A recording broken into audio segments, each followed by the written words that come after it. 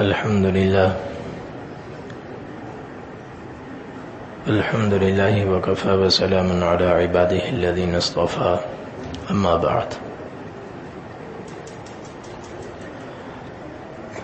فأعوذ بالله من الشيطان الرجيم بسم الله الرحمن الرحيم يا أيها الذين آمنوا لا ترفعوا أصواتكم فوق صوت النبي ولا تجهروا له بالقول كجهر بعضكم لبعض أن تحبط أعمالكم وأنتم لا تشعرون إن الذين يغضون أصواتهم عند رسول الله أولئك الذين امتحن الله قلوبهم للتقوى لهم مغفرة وأجر عظيم وقال النبي صلى الله عليه وسلم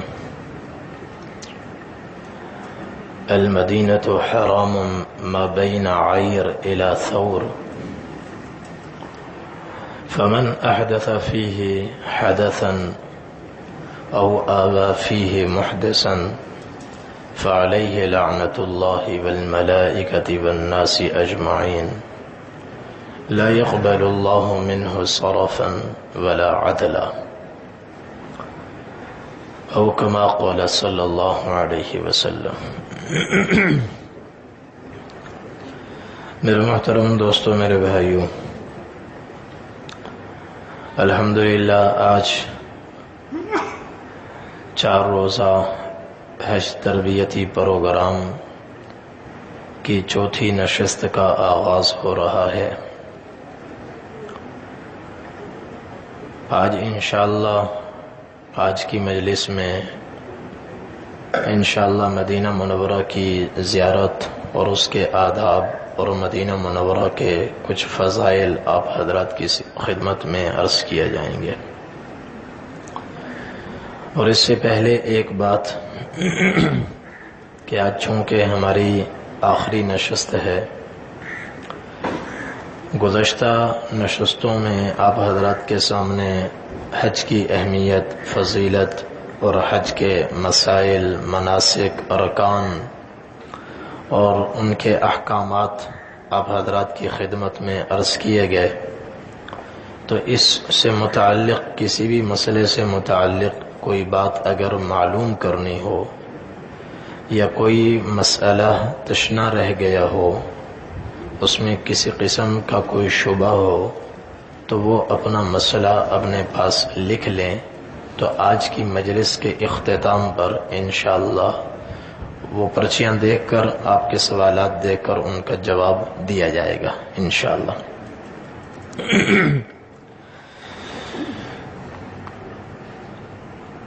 جتنے بھی سارے عالم سے حجاج کرام حج کے لیے جاتے ہیں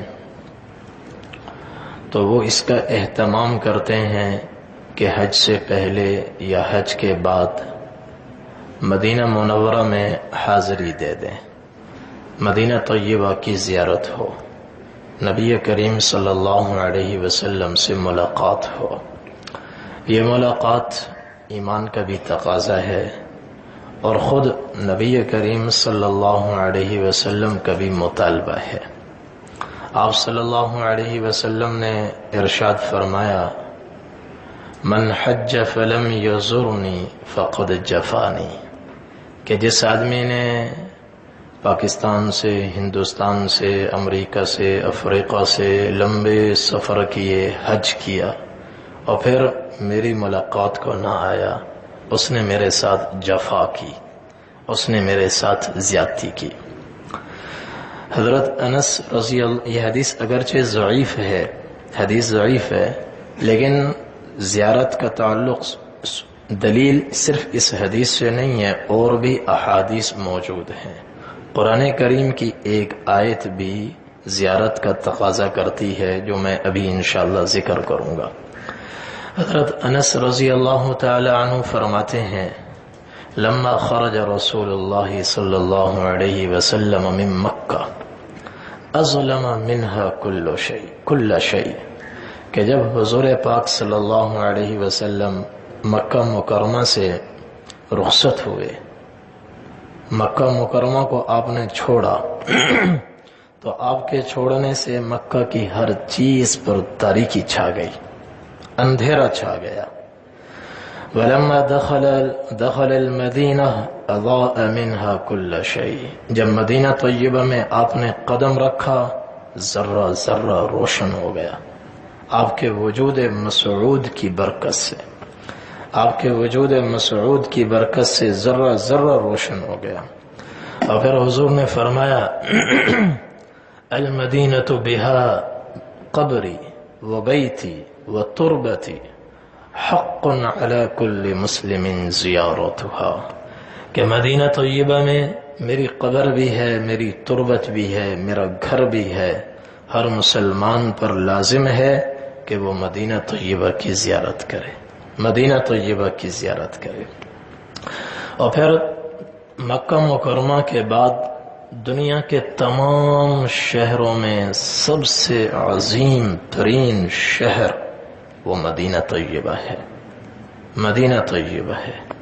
اور مدینہ میں اللہ تعالیٰ نے ایک خوبی رکھی ہے کہ وہ نفاق نکالتا ہے اور ریاکاری نکالتا ہے، خامیاں نکالتا ہے، میل کچیل دور کرتا ہے، اس میں انسان دھلتا ہے، اس میں انسان چمکتا ہے۔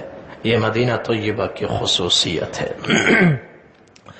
اور اخیر زمانے میں حضور صلی اللہ علیہ وسلم نے ارشاد فرمایا کہ مدینہ طیبہ مأرز الایمان ہوگا، مأرز الایمان ہوگا، ایمان سمٹ کر حجاز میں آئے گا۔ جب فتنے عام ہوں گے تو ہر شہر ایمان سے خالی ہوتا چلا جائے گا۔ اللہ تعالی ہمیں وہ دور نہ دکھائے جب پاکستان ایمان سے خالی ہوگا، ہندوستان ایمان سے خالی ہوگا اور پوری دنیا کے اطراف آہستہ آہستہ ایمان سے خالی ہوتے چلے جائیں گے۔ حضور نے فرمایا ان الایمان لیأرز الی الحجاز کما تأرز الحیۃ الی جحرها، ایمان چاروں طرف سے سمٹتا آئے گا، سمٹتا آئے گا، سمٹتے سمٹتے سمٹتے صرف سرزمین حجاز تک محدود رہے گا، سرزمین حجاز تک محدود رہے گا۔ جیسے سانپ کو کوئی خطرہ لاحق ہوتا ہے وہ بھاگ کر سیدھا بل میں گھستا ہے، ایسے ہی ایمان دنیا کے چاروں اطراف سے سمٹتا سمٹتا حجاز میں آئے گا، پھر حجاز تک محدود نہیں رہے گا۔ آگے فرمایا دوسری حدیث میں جو سنن ابن ماجہ میں ہے ان الایمان لتأرز الى المدینہ لتأرز الى المدینہ کما تأرز الحیۃ الى جحرها کہ ایمان پھر حجاز سے بھی سمٹتا سمٹتا سمٹتا مدینہ طیبہ تک محدود ہو جائے گا۔ مدینہ طیبہ میں بس ایمان ہوگا، مکہ میں ایمان ہوگا اور یا فلسطین میں ایمان ہوگا، باقی دنیا ایمان سے خالی ہو جائے گی۔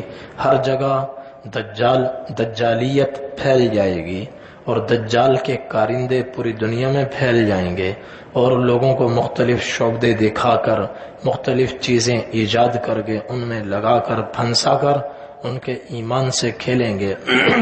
یصبح پوری دنیا کا نقشہ یہ ہوگا یصبح الرجل مؤمنا ویمسی کافرا، صبح آدمی کلمہ پڑھتا ہوا نظر آئے گا، شام ہوگی تو وہ کافر ہو چکا ہوگا، ویمسی کافرا ویصبح مؤمنا، کبھی شام کو وہ کلمہ پڑھتا ہوا نظر آئے گا، پکا صاحب ایمان ہوگا، اور شام سے صبح تک وقت کے فتنوں میں ایسا مبتلا ہوگا کہ فجر ہونے سے پہلے پہلے ایمان اس کے دل سے نکل چکا ہوگا اور وہ کفر کی گندی دلدل میں پھنس چکا ہوگا۔ یبیع دینہ عرضا من الدنیا، چند کوڑیوں کے عوض انسان بیچے گا۔ ایسے وقت میں مکہ والوں پر، مدینہ والوں پر، فلسطین والوں پر بیت المقدس والوں پر بھوک آئے گی برداشت کر جائیں گے، جان دینی پڑے گی دے دیں گے، پر ایمان نہیں چھوڑیں گے۔ خاص طور پر نبی کریم صلی اللہ علیہ وسلم نے مدینہ طیبہ کا ذکر فرمایا۔ آپ نے فرمایا لا يدخل المدینہ رعب المسیح الدجال، پوری دنیا پر دجال کی حکمرانی ہوگی اور لوگ دجال سے لرزاں ترساں ہوں گے، اس کے نام سے کانپیں گے، ڈریں گے اور اس کے اشاروں پر زندگی گزار رہے ہوں گے۔ مدینے والے دجال سے بھی محفوظ، دجال کے روب سے بھی محفوظ، دجال کے روب سے بھی محفوظ۔ دنیا کی سپر پاور طاقتیں دجال کا نام سن کر ڈر جائیں گی اور ان کا آلہ کار بن جائیں گی۔ مدینہ طیبہ میں ریڑھی لگانے والا عام سے انسان اور روزانہ کی مزدوری کرنے والا سیدھا سادہ عام سے انسان اتنا صاحب ایمان ہوگا کہ لوگ اس کو دجال سے ڈرائیں گے، ذرہ برابر اس کے دل میں دجال کا خوف نہیں آئے گا۔ مدینہ طیبہ میں اللہ تعالیٰ دجال کو داخل فرمائیں گے، نہ اس کے روب کو داخل فرمائیں گے۔ وَلَهَا يَوْمَئِذٍ سَبْعَةُ أَبْوَابٍ، آپ نے فرمایا اس دن مدینہ طیبہ کے 7 بڑے دروازے ہوں گے، صدر دروازے ہوں گے، جہاں سے لوگ باہر سے اندر آتے ہیں، اور ہر دروازے پر 2 فرشتوں کا پہرا ہوگا، ان کے ہاتھوں میں تلواریں ہوں گی۔ دجال اندر داخل ہونا چاہے گا، فرشتے مار مار کر اس کو پیچھے دھکیل دیں گے، نہ وہ آ سکے گا نہ اس کا روب آ سکے گا۔ یہ ہے مدینہ طیبہ۔ ایک موقع پر اور اسی موقع پر جب نبی کریم صلی اللہ علیہ وسلم نے فضائل بیان فرمائے مدینہ کے کہ ہر دروازے پر فرشتوں کا پہرا ہوگا، ہر جگہ جائے گا، مکہ میں نہیں جا سکے گا، مدینے میں نہیں جا سکے گا، تو آپ صلی اللہ علیہ وسلم کو جوش آیا۔ آپ کے ہاتھ میں عصا تھا، آپ نے عصا زمین پر رکھا اور پھر 3 دفعہ فرمایا هذه طیبہ، هذه طیبہ، هذه طیبہ، یہ ہے میرا مدینہ، یہ ہے میرا مدینہ جس کو اللہ نے یہ شان عطا فرمائی ہے۔ مدینہ طیبہ تمام شہروں میں سب سے عظیم ترین شہر، سب سے بڑا شہر، مأرز الایمان، ایمان وہاں محفوظ، ایمان وہاں محفوظ۔ آپ نے فرمایا المدینہ کالکیر، مدینہ بھٹی ہے، مدینہ بھٹی ہے، تخرج الخبیث، کسی خبیث کو اندر زیادہ دیر رکنے نہیں دیتا، اندر امتحان آتے ہیں، مدینے میں امتحانات آتے ہیں، مشقت آتی ہے، ایمان والا ہنسی خوشی اس کو برداشت کرتا ہے۔ خبیث جس کو حدیث میں خبیث کہا ہے، وہ شور کرتا ہے، واویلا کرتا ہے اور بھاگنے پر مجبور ہو جاتا ہے، بھاگنے پر مجبور ہو جاتا ہے۔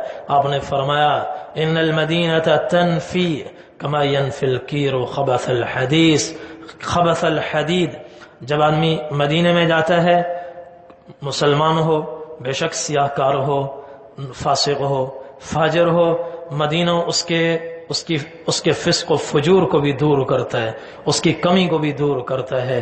جیسے لوہے زنگ آلود لوہے کو بھٹی میں ڈالو اور واپس نکالو تو اس کا زنگ اترتا ہے، ایسے ہی ایمان والوں کا زنگ مدینہ طیبہ میں اترتا ہے جب وہ 8 دن 10 دن مہینہ مدینہ طیبہ میں گزارتے ہیں، واپس آتے ہیں تو لوہے کی طرح چمک چکے ہوتے ہیں، ان کا سارا زنگ اتر چکا ہوتا ہے۔ یہ اللہ تعالیٰ نے مدینہ طیبہ کو شان عطا فرمائی، اور حضور صلی اللہ علیہ وسلم نے امت کو آگاہ کیا، تنبیہ فرمائی کہ مدینے میں آنے والوں مدینہ طیبہ میں صبر کرنا، برداشت کرنا، اور اس میں کوئی گناہ نہ کرنا، پھر فرمایا من احدث فیہ حدثا او آوا فیہ محدثا، جس نے مدینہ طیبہ میں کسی بدعت کی بنیاد رکھی، کوئی گناہ کا کام کیا یا کسی بدعتی کو پناہ دی، فعلیہ لعنت اللہ والملائکۃ والناس اجمعین، اس پر اللہ کی لعنت، اس پر فرشتوں کی لعنت، اور اس پر ساری کائنات کے انسانوں کی لعنت۔ لا يقبل اللہ منہ صرفا ولا عدلا، اس کے بچنے کی کوئی صورت نہیں۔ یہ روح زمین سونا بھر کر اللہ کی بارگاہ میں قیامت کے دن اگر بالفرض پیش کرے کہ یا اللہ مجھ سے دنیا میں مدینے میں وہ غلطی ہوئی تھی، آج میں پکڑا ہوا ہوں، بدلے میں یہ زمین سونے سے بھر کر آپ کی بارگاہ میں پیش کر رہا ہوں، یہ لے لیں اور میری جان بخشی ہو جائے، تو حضور نے فرمایا اس کی جان بخشی نہیں ہوگی، کوئی اس سے فدیہ نہیں لیا جائے گا، وہ جہنم کا شکار ہوگا، جہنم کا شکار ہوگا۔ اور مزید فرمایا فمن اخفر مسلما، جس نے کسی مسلمان کے ساتھ معاہدہ کیا پھر اس کو توڑ دیا، زبان دی پھر اس سے پھر گیا، معاہدہ کیا مدینے کے مسلمان سے، معاہدہ کیا توڑ دیا، فعلیہ لعنت اللہ والملائکۃ والناس اجمعین، اس پر اللہ کی لعنت، فرشتوں کی لعنت، تمام انسانوں کی لعنت۔ نبی کریم صلی اللہ علیہ وسلم نبوت کے 13 برس کے بعد جب مکہ والوں نے ظلم و ستم کی انتہا کر دی اور اللہ کے حکم سے آپ کو اشارہ ملا کہ آپ مدینہ طیبہ ہجرت فرمائیں، آپ ہجرت فرما کر مدینہ طیبہ پہنچے تو اس وقت مدینہ کا نام تھا یثرب، مدینہ کا نام یثرب تھا۔ یثرب کسی بت کے نام پر ہے یا کسی بڑے مشرک کا نام تھا، اس کے نام پر اس کو یثرب کہتے ہیں۔ حضرت عائشہ رضی اللہ عنہ فرماتی ہیں اس وقت مدینہ طیبہ کیا تھا، ہیا اوبأ ارض اللہ، پوری روئے زمین میں سب سے زیادہ وبائیں، سب سے زیادہ بیماریاں اور سب سے زیادہ وبائی امراض مدینہ طیبہ میں ہوتے تھے، مدینہ طیبہ میں ہوتے تھے۔ صحابہ جیسے مدینہ طیبہ میں پہنچے بیمار ہو گئے، کسی کو بخار ہے، کسی کو نزلہ ہے، کسی کو کوئی اور بیماری ہے، تو طرح طرح کی بیماریوں میں مبتلا ہو گئے۔ اور پھر جب آدمی نیا نیا آیا ہو، اوپر سے بیماریاں آ جائیں تو وطن یاد آتا ہے، وطن یاد آتا ہے، تو سب کو مکہ یاد آنے لگا کہ مکہ مکرمہ میں کیسا آرام تھا، اگرچہ کفار نے رہنا مشکل کیا ہوا تھا، لیکن مدینہ طیبہ کے مقابلے میں وہ بھی ایک غنیمت، اپنا گھر، اپنا وطن، اپنا شہر، تو ہر ایک کو یاد آنے لگا۔ حضرت عائشہ رضی اللہ عنہ فرماتی ہیں مدینہ طیبہ میں حضرت ابوبکر صدیق رضی اللہ تعالیٰ عنہ کو ایسا بخار ہوا کہ سر سے لے کر پاؤں تک بھٹی کی طرح جلنے لگے اور جسم گرم ہو گیا، تپنے لگا۔ تو ایک دن وہ لیٹے لیٹے کروٹیں بدل رہے تھے اور یہ اشعار ان کی زبان پر تھے، شعر پڑھ رہے تھے، کل امرئ مصبح فی اہلہ والموت ادنی من شراک نعلہ، کل امرئ مصبح فی اہلہ والموت ادنی من شراک نعلہ، کہ ہر آدمی کہیں بھی پھرتا ہو بالآخر رات کو گھر پہنچ ہی جاتا ہے، صبح سویرے گھر میں ہی نظر آتا ہے۔ ہم تو در بدر ہو گئے، ہم تو اپنے گھر سے بھی محروم ہو گئے، اور آج اس جگہ پہنچے ہیں کہ موت ہمیں اپنے پاؤں کے جوتے کے تسمے سے اپنے زیادہ قریب معلوم ہو رہی ہے۔ حضرت عائشہ فرماتی ہے میں آگے بڑھی، حضرت بلال رضی اللہ عنہ وہ بخار میں جل بھن رہے اور ان کی زبان پر یہ شعر تھے، الا لیت شعری هل ابیتن لیلتا بواد وحولی اذ خروں وجلیل وهل اریدن یوما میاہ مجنت وهل تبدون لی شمامت وطفیل۔ مکہ کے پہاڑوں کو یاد کر رہے ہیں، مکہ کے گھاٹ کو یاد کر رہے ہیں اور حسرت کر رہے ہیں پتہ نہیں اب کبھی زندگی ہمیں مہلت دے گی کہ مکہ کے پہاڑ دیکھ سکیں، مکہ کے چشمے دیکھ سکیں اور مکہ میں کبھی صبح کر سکیں۔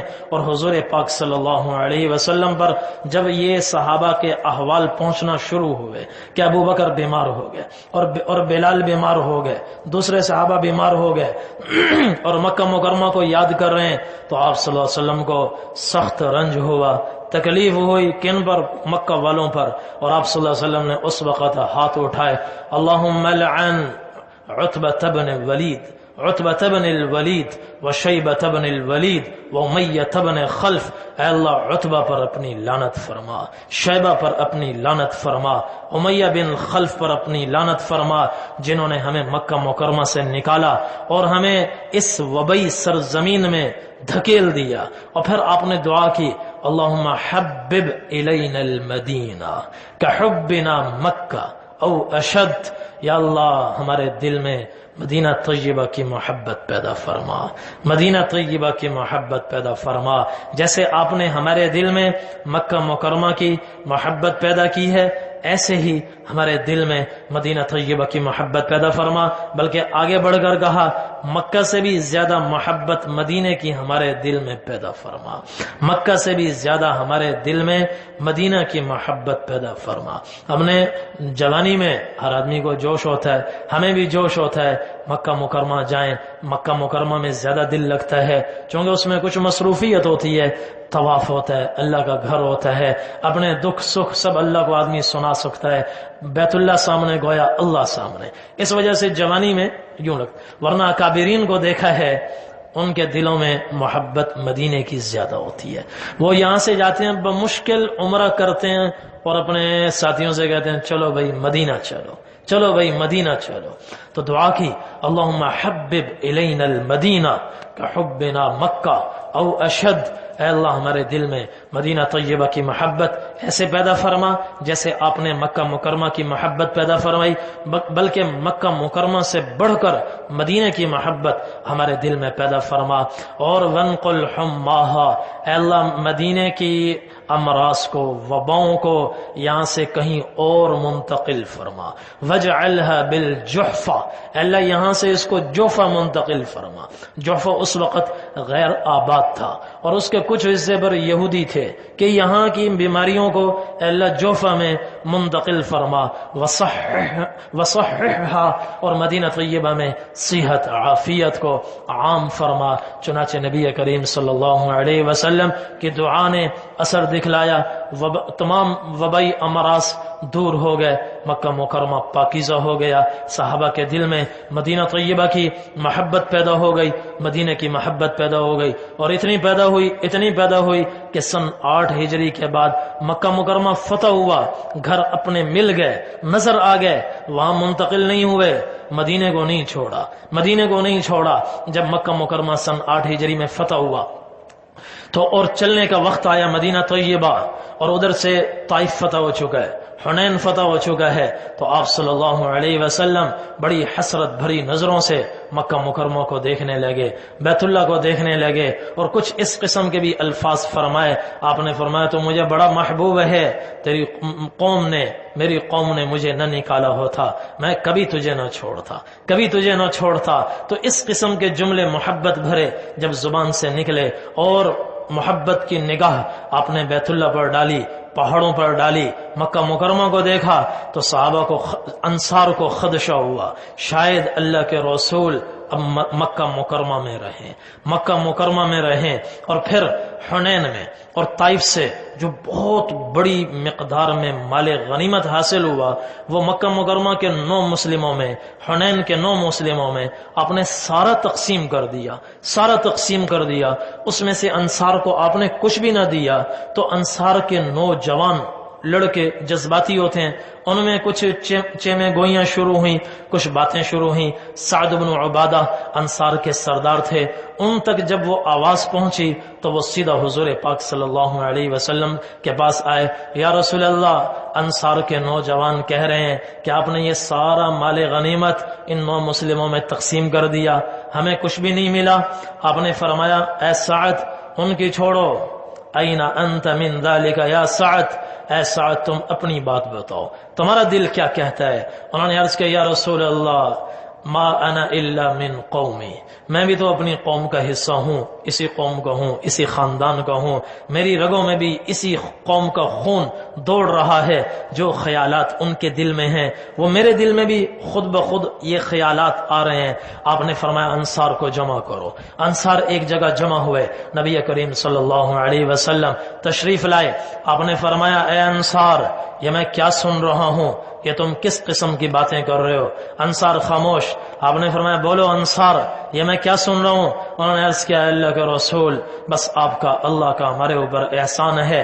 آپ نے فرمایا انصار الم آتکم ظلالا فہداکم اللہ بھی، اے انصار بھول گئے میں جب آیا تھا تم سارے کے سارے گمراہ تھے، اللہ نے تمہیں میرے ذریعے سے ہدایت دی، بھول گئے؟ کہ یا رسول اللہ، اللہ اور اس کے رسول کا احسان ہے۔ آپ نے پھر فرمایا الم آتکم عالتا فاغناکم اللہ بی، کہ بھول گئے میں جب آیا تم فقیر تھے، مفلس تھے، تنگ دست تھے، زمینیں ویران پڑی تھیں، اللہ نے میرے ذریعے سے تمہاری زمینوں کو آباد کیا اور تمہیں دولت عطا فرمائی، فراوانی عطا فرمائی۔ وَأَعْدَاءً فَأَلَّفَ اللَّهُ بَيْنَ قُلُوبِكُمْ، بھول گئے ہو میرے آنے سے پہلے تم ایک دوسرے کے خون کے پیاسے ہوتے تھے اور دست و گریباں ہوتے تھے، روز لڑائیاں ہوتی تھیں، روز معرکے ہوتے تھے، خانہ جنگی میں تم مبتلا تھے، میرے ذریعے سے اللہ نے تمہیں شیر و شکر بنا دیا، میرے ذریعے سے اللہ نے تمہارے دلوں کو جوڑ دیا، کہ بے شک اللہ اور اس کے رسول کا احسان ہے۔ آپ نے فرمایا الا تجیبون یا معشر الانصار، اے انصار اب تم کچھ مجھے جواب دو۔ انہوں نے عرض کیا اللہ کے رسول ہم کیا جواب دیں؟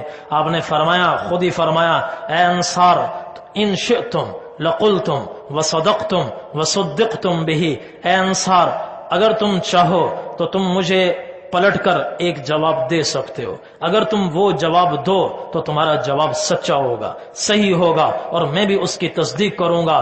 تم چاہو تو تم مجھے یوں کہہ سکتے ہو تأتینا فریدا فآویناک ومکذبا فصدقناک ومخذولا فنصرناک وعائلا فواسیناک۔ اللہ کے رسول آپ کی قوم نے آپ کو جھٹلایا، ہم نے آپ کی تصدیق کی، آپ کی قوم نے آپ کو بے گھر کیا، ہم نے آپ کو ٹھکانہ دیا، آپ کی قوم نے آپ کو بے یار و مددگار چھوڑا، ہم نے آپ کی مدد کی، اور آپ تنگ دست مفلس تھے، ہم نے آپ کی مدد کی، آپ کے ساتھ تعاون کیا۔ اے انصار اگر تم چاہو تو کہہ سکتے ہو کہ یا رسول اللہ ہم یہ نہیں کہہ سکتے، اللہ اور اس کے رسول کا احسان ہے، اللہ اور اس کے رسول کا احسان ہے۔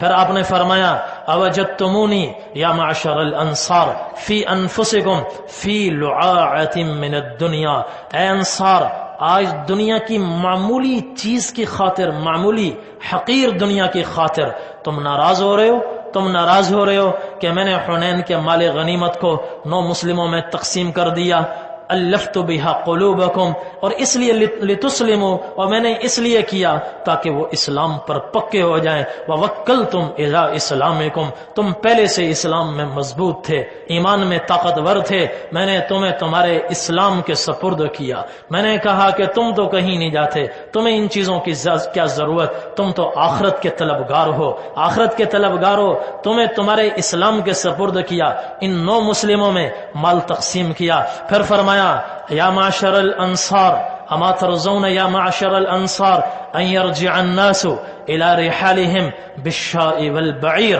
وانتم ترجعون الى رحالكم بالله ورسوله، اے انصار بتاؤ کیا تم اس پر راضی نہیں ہو کہ لوگ بھیڑ بکریاں لے جائیں، اونٹ لے جائیں، اور تم اپنے کجاووں میں اللہ اور اس کے رسول کو بیٹھا کر مدینہ طیبہ لے جاؤ؟ کہ یا رسول اللہ ہم اللہ کی تقسیم پر راضی ہیں۔ آپ نے فرمایا المحیا محیاکم والممات مماتکم، اے انصار اب جینا مرنا تمہارے ساتھ ہے، جینا بھی تمہارے ساتھ اور مرنا بھی تمہارے ساتھ۔ ولو سلکت الناس وادیا وشعبا وسلکت الانصار وادیا وشعبا لسلکت وادی الانصار، اے انصار سن لو، اگر سارے لوگ حتیٰ کہ مکہ کے لوگ، دوسرے لوگ ایک راہ پر چلیں اور تم دوسرے راستے پر چلو، میں سب کو چھوڑ دوں گا، تمہارے ساتھ چلوں گا، تمہارے ساتھ چلوں گا۔ الانصار شعار والناس دثار، آپ نے فرمایا انصار میرے لیے شعار ہیں۔ شعار اس کپڑے کو کہتے ہیں جو بدن کے ساتھ لگا ہوا جیسے بنیان ہے، بنیان ہے، اور دثار کہتے ہیں اوپر کے کپڑے کو۔ کہا انصار تو میرے لیے بنیان کی طرح ہے اور باقی لوگ اوپر کے کپڑے کی طرح ہیں، انصار میرے سب سے زیادہ قریب ہیں۔ تو انصار روتے روتے ان کی داڑیاں تر ہو گئیں کہ یا رسول اللہ بس ہم اللہ کی تقسیم پر، آپ کے اس فیصلے پر راضی ہیں، لوگوں کو بھیڑ بکریاں ملے، ہمیں اللہ کا رسول ملے، ہمیں اللہ کا رسول ملے۔ مدینہ طیبہ آپ کا مستقل ٹھکانہ، مدینہ طیبہ میں آپ کی قبر مبارک، آپ کی تربت مبارک، نبی کریم صلی اللہ علیہ وسلم نے مدینہ طیبہ کی کہ بڑے فضائل ارشاد فرمائے۔ ایک روایت میں آپ نے فرمایا لوگ ادھر ادھر بھاگیں گے، والمدینۃ خیر لہم لو کانوا یعلمون، کاش لوگوں کو پتہ چل جائے ادھر ادھر جانے سے مدینہ طیبہ میں رہنا کہیں بہتر ہے، کہیں بہتر ہے۔ پھر فرمایا لا يدعها احد رغبۃ عنها الا ابدل اللہ فیہا خیر منہ، جو تنگ دل ہو کر، بیزار ہو کر، پریشان ہو کر مدینہ چھوڑ کر بھاگے گا، اللہ اس سے بہتر آدمی کو مدینے میں منتقل کرے گا، اس سے بہتر آدمی مدینے میں آئے گا۔ اور اگلی بات، وَلَا يَثْبُتُ عَلَى لَأْوَائِهَا وَلَا يَثْبُتُ أَحَدٌ عَلَى لَأْوَائِهَا وَجَهْدِهَا إِلَّا كُنْتُ لَهُ شَهِيدًا أَوْ شَفِيعًا يَوْمَ الْقِيَامَةِ۔ جو مدینے کی مصیبت پر صبر کرے گا، مشقت پر صبر کرے گا، مصیبت پر صبر کرے گا، زبان نہیں کھولے گا، پی جائے گا، سہ جائے گا، شکوہ نہیں کرے گا کہ ہمارے تو کمرے کا اے سی نہیں چل رہا، ہمیں تو کھانا صحیح نہیں مل رہا، ہمیں تو فلاں مصیبت ہے، ہمارے کمرے میں 3 کی گنجائش ہے، انہوں نے 4 بیڈ لگا دیے ہیں، اور ہمارے کمرے میں الیکٹرک کیٹل نہیں ہے، ہمارے کمرے میں فلاں چیز کی ضرورت نہیں ہے، صفائی نہیں ہے۔ اگر یہ چیزیں نہیں ہیں تو حق بنتا ہے کہ نیچے جائیں، آرام سے اطمینان سے کاؤنٹر والے پر جو ذمہ دار ہے اس کی خدمت میں عرض کر دیں کہ بھئی ہمارا اے سی خراب ہے، ذرا صحیح کر دیں۔ وہ کر دے تو ٹھیک ہے، نہ کرے تو پھر برداشت کریں، نہ کرے تو پھر برداشت کریں۔ اللہ تعالیٰ نے جانے والوں کو یہ دولت عطا فرمائی۔ مدینہ طیبہ کی کوئی نسبت مل جائے، ادنا سے ادنا نسبت مل جائے۔ آج تو اعلیٰ قسم کے ہوٹل ملتے ہیں، کسی کو فٹ پاتھ پہ جگہ مل جائے، یہی اس کے لیے سونا ہے، یہی اس کے لیے سب سے بڑی سوغات ہے، سب سے بڑی اللہ کی سعادت ہے۔ کوئی ادنا سی نسبت مل جائے۔ حضرت مولانا قاسم نانوتوی رحمت اللہ علیہ فرمایا کرتے تھے، ہزاروں آرزویں ہیں لیکن بڑی آرزو ہے یہ کہ ہو سگانے مدینہ میں میرا شمار، کہ ہماری سب سے بڑی آرزو یہ ہے کہ مدینے کے کتوں میں ہی ہمارا شمار ہو جائے، مدینے کے کتوں میں ہی ہمارا شمار ہو جائے۔ بعض لوگوں کو اس پر اعتراض ہے کہ انہوں نے یہ کیسے کہہ دیا، اللہ نے اشرف المخلوقات بنایا۔ اشرف المخلوقات ہے، لیکن اشرف، اس کا مقام اشرف تب ہوگا جب ایمان ہو، اللہ کی اطاعت ہو، فرما برداری ہو، ورنہ یہ اگر اپنے مقام کو نہ پہچان سکا، گر گیا، تو اللہ تعالیٰ دوسری جگہ فرماتے ہیں اولئک کالانعام بل ہم اضل، پھر یہ کتوں سے بھی بدتر ہے، جانوروں سے بھی بدتر ہے، جانوروں سے بھی بدتر ہے۔ گھٹے اگر تو ایک مشت خاک ہے ورنہ۔ جگر مراد آبادی کہتے ہیں کہ انسان اگر اپنے مرتبے سے گر جائے تو اس کی حیثیت مشت خاک سے زیادہ نہیں ہے، مٹھی بھر مٹی سے زیادہ نہیں ہے۔ گھٹے اگر تو ایک مشت خاک ہے ورنہ، بڑھے تو وسعت کونین میں سما نہ سکے، بڑھ جائے تو پھر یہ کائنات چھوٹی ہے، اس کا وجود بڑا ہے، اس کا وجود بڑا ہے۔ تو انہوں نے فرمایا ہزاروں تمنائیں ہیں لیکن بڑی امید ہے یہ کہ ہو سگانے مدینہ میں میرا شمار، جیوں تو ساتھ سگانے حرم کے تیرے پھروں، مروں تو کھائیں مدینے کے مجھ کو مور و مار، کہ جیوں جب تک جیوں تو مدینے کے کتوں کے ساتھ چلتا پھرتا رہوں، اور مر جاؤں تو مدینے کی سرزمین میں پیوند خاک ہو جاؤں، کہ مدینے کے چونٹی مور و مار یہ چیزیں مدینے کی مجھ کو کھائیں اور مجھے ترنے والا بنائیں۔ اور پھر آگے کہا اڑا کے بعد میری مشت خاک کو پس مرگ، کرے حضور کے روزے کے آس پاس نثار۔ ایک آرزو یہ بھی ہے کہ جب میں مدینے کی سرزمین میں پیوند خاک ہو جاؤں، اور پھر سال گزرے، 2 سال، صدیاں گزریں، اور ہر قبر کو ایک دن مٹ جانا ہے، ہر قبر کا ایک دن نشان بھی مٹ جائے گا، اور جب مٹنے کا وقت آئے تو کاش ایک ہوا چلے، میری قبر کی مٹھی بھر مٹی کو لے کر حضور کے روزے پر نثار کر دے، قربان کر دے۔ یہ ان لوگوں کی آرزویں ہیں جنہوں نے مدینہ طیبہ کے مقام کو سمجھا ہے، مرتبے کو سمجھا ہے۔ حضور پاک صلی اللہ علیہ وسلم نے ارشاد فرمایا، مدینہ طیبہ کی مصیبت پر جو صبر کرے گا، جو اگر یہ حدیث دل میں اتر گئی، یہ حدیث دل میں اتر گئی، مصیبت اللہ سے مانگنی نہیں چاہیے، لیکن اگر کسی پر مصیبت آئی، پریشانی آئی، وہ اس کو اپنے لیے گولڈن چانس سمجھے گا کہ میرے تو وارے نہارے ہو گئے۔ کیوں؟ اس پر فضیلت کیا ہے؟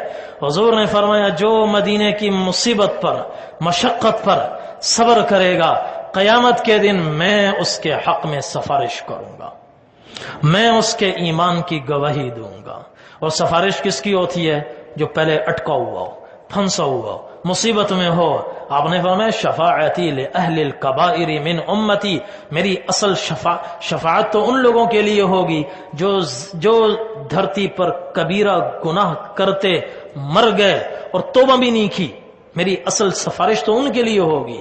یعنی اگر یہ آدمی جو مدینے کی مصیبتیں پی گیا، صبر کر گیا، برداشت کر گیا، کسی سے شکوہ نہ کیا اور زندگی بھر واپس آ کر بھی کسی سے شکوہ نہ کیا، مدینے کی تعریفیں ہی کرتا رہا، مدینے کے لوگوں کی تعریفیں کرتا رہا، مدینہ ایسا ہے، مدینہ ایسا ہے، نغمے گاتا رہا اور تکلیفوں کو برداشت کر گیا، اللہ تعالیٰ حضور پاک صلی اللہ علیہ وسلم کو قیامت کے دن اس کا شفیع بنائیں گے. یہ آدمی اگر کبیرہ گناہ کرتے مر گیا، بغیر توبہ کے چلا گیا، اور قیامت کے دن فرشتوں نے اس کو زنجیریں پہنا دی، گلے میں توق ڈال دے، گھسیڑنے لگیں گے جہنم کی طرف، اللہ کے نبی بیچ میں آڑے آ جائیں گے، فرمائیں گے اس کو چھوڑ دو، میں اس کے حق میں سفارش کرتا ہوں. اور اللہ حضور کی سفارش کو رد نہیں فرمائیں گے.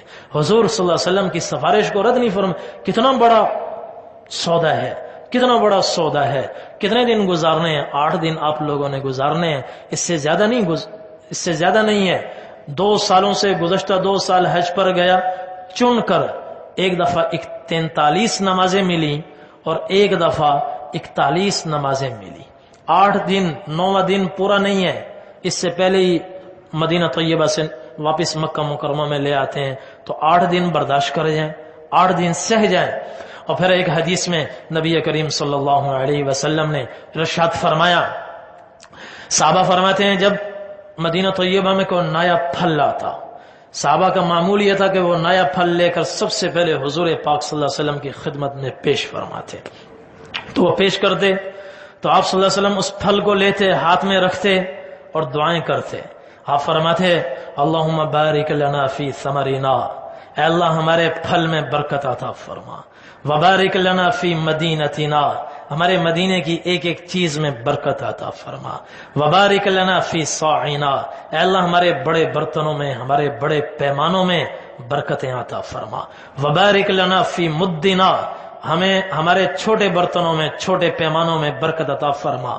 4 جملے ہیں، حالانکہ یہ 4 جملے ایک جملے میں بھی کہے جا سکتے تھے. اے اللہ ہمارے پھل میں، ہمارے شہر میں، ہمارے بڑے چھوٹے پیمانوں میں برکت عطا فرما، لیکن ایسے نہیں فرمایا، ہر ایک کو الگ کیا، الگ الگ دعائیں کی. اے اللہ ہمارے پھلوں میں برکت عطا فرما، ہمارے شہر میں برکت عطا فرما، ہمارے بڑے چھوٹے پیمانوں میں برکت عطا فرما. پھر آپ عرض کرتے، آپ کو جوش آیا تھا، آپ اور دعا کرتے، اللہم ان ابراہیم خلیلک وعبدک ونبیک وانا عبدک ونبیک، اے اللہ ابراہیم علیہ السلام آپ کے بندے، آپ کے خلیل، آپ کے رسول، آپ کے پیغمبر، آپ کے نبی، اور میں بھی آپ کا بندہ ہوں، آپ کا نبی ہوں، آپ کا پیغمبر ہوں. انہو دعاک لمکہ، ابراہیم علیہ السلام نے مکہ کے لیے جھولیاں اٹھائیں، مکہ کے لیے دعائیں کی. وانا ادعوک للمدینہ، میں مدینہ طیبہ کے لیے دعائیں کرتا ہوں. بمثل ما دعاک لمکہ، انہوں نے جتنی دعائیں مکہ کے لیے کی ہیں، اے اللہ وہ ساری دعائیں مدینہ طیبہ کے حق میں میری قبول فرما. ومثلہ معہ، اور اس کا دگنا قبول فرما، اس کا دگنا قبول. وہ جتنا ابراہیم علیہ السلام نے مکہ کے لیے دعا کی، یا اللہ اس کی وہ ساری دعائیں دگنی کر کے مدینہ طیبہ کے حق میں قبول فرما. اس لیے ایک حدیث میں ہے کہ صلاۃ فی مسجدی ھذا خیر من 1000 صلاۃ فیما سواہ الا المسجد الحرام، کہ مدینہ طیبہ میری مسجد میں کوئی آدمی نماز پڑھے دوسری مسجدوں کے مقابلے میں 1000 گنا افضل ہے. یہ صحیح بخاری کی روایت ہے. 1000 گنا افضل ہے دوسری مسجدوں کے مقابلے میں، سوائے مسجد الحرام کے، سوائے مسجد کے اس کی نماز بڑھی ہوئی ہے، اس کی نماز 1 گنا ہے. دوسری روایت میں نبی کریم صلی اللہ علیہ وسلم نے فرمایا، یہ پہلے کی دعا ہے، پھر آپ نے اور دعا کی، دعائیں آپ کی بڑھتی گئیں، آگے بڑھا کر دعا کی. پھر فرمایا صلاۃ الرجل فی بیتہ بصلاۃ، آدمی اپنے گھر میں تنہا نماز پڑھے، جتنی اس کی نماز جتنا ثواب ہے 10 گنا ہے، اس کو لکھ لو، نوٹ کرو. وصلاۃہ فی مسجد القبائل ب25 صلاۃ، وہی آدمی کوئی اپنے قبیلے کی مسجد میں جہاں جمعے کی نماز نہیں ہوتی، چھوٹی سی مسجد میں آ کر با جماعت نماز ادا کرے تو تنہائی کے مقابلے میں 10 کے مقابلے میں ضرب کھاتی ہے 25 سے، ضرب کھاتی ہے 25 سے۔ پھر یہ جتنا ثواب ہوا ہے 10 ضرب 25، اس کو لکھو، اس کو لکھ لو، نوٹ کرو۔ وصلاته فی المسجد الذی یجمع فیہ، اگر وہ جامع مسجد میں نماز پڑھے بے 500 صلاۃ، یہ ضرب کھاتی ہے کس سے؟ 500 سے، 500 سے۔ پچھلی نمازیں ضرب 500، یہ ہزاروں میں لاکھوں میں چلی جائیں گی، اس کو ایک جگہ نوٹ کر لو۔ پھر فرمایا وصلاته فی المسجد الاقصی ب50,000 صلاۃ، پھر وہ مسجد اقصی میں اگر جا کر نماز پڑھے تو وہ جامع مسجد والی جتنی لاکھوں میں جو نماز بنی ہے یہ ضرب کھاتی ہے 50,000 سے۔ پھر یہ جتنا حاصل ضرب بنے اس کو لکھو، اس کو لکھو۔ پھر فرمایا وصلاته فی مسجدی ھذا ب50,000 صلاۃ، کہ وہ مسجد اقصی والی جتنی نماز بنی ہے وہی آدمی وہاں نماز نہ پڑھے، میری اس مسجد میں آ کر نماز ادا کرے تو وہ مسجد اقصی والی نماز جتنی بھی ہوئی کروڑوں میں چلی گئی، وہ ضرب کھاتی ہے 50,000 کے ساتھ۔ پھر فرمایا وصلاته فی المسجد الحرام خیر من 1000 صلاۃ، اور پھر مسجد الحرام میں جا کر نماز ادا کرے تو وہ مسجد نبوی کی نماز ضرب کھاتی ہے 1,00,000 گنا کے ساتھ۔ اور یہ عدد اتنا بڑھ جاتا ہے، لاکھوں سے، کروڑوں سے، اربوں سے، خربوں سے متجاوز ہو جاتا ہے، اتنا آگے نکل جاتا ہے کہ مجھ جیسا آدمی اس کو لفظوں میں بیان نہیں کر سکتا۔ یہ ہے کس کا ثواب؟ مسجد حرام کا ثواب۔ اور اب حضور صلی اللہ علیہ وسلم کیا فرما رہے ہیں؟ اے اللہ، مسجد مدینہ طیبہ کو مکہ مکرمہ کے مقابلے میں دگنا ثواب عطا فرما، دگنی چیزیں کر دے۔ جو کچھ ابراہیم علیہ السلام کی دعا کی برکت سے آپ نے مکہ کو عطا کیا، اس کا دگنا مدینہ طیبہ کو عطا فرما۔ اس لیے بعض علماء فرماتے ہیں کہ مسجد نبوی کی نماز مسجد الحرام سے بھی دگنی ہو جاتی ہے۔ اور پھر ابراہیم علیہ السلام کی دعا کیا ہے مکہ مدینہ طیبہ کے لیے؟ دعا کیا ہے مکہ مکرمہ کے لیے؟ ربنا انی اسکنت من ذریتی بواد غیر ذی زرع عند بیتک المحرم ربنا لیقیموا الصلاة فاجعل افئدة من الناس تہوی الیہم وارزقہم من الثمرات لعلہم یشکرون۔ اے اللہ، آپ کے حکم پر میں نے اپنے بیوی بچوں کو ایک بے آب و گیاہ وادی میں لا کر چھوڑ دیا ہے۔ یا اللہ، میں دعا کرتا ہوں ربنا لیقیموا الصلاة، انہیں اپنے تعلق کی بلند چوٹیوں پہ پہنچا اور انہیں روحانی خزانے عطا فرما، روحانی اعتبار سے انہیں مالا مال فرما کہ یہ نماز قائم کرنے والے بن جائیں۔ اور دوسری چیز یہ روحانیت مانگی ہے، پھر مادیت بھی ان کے لیے مانگی ہے۔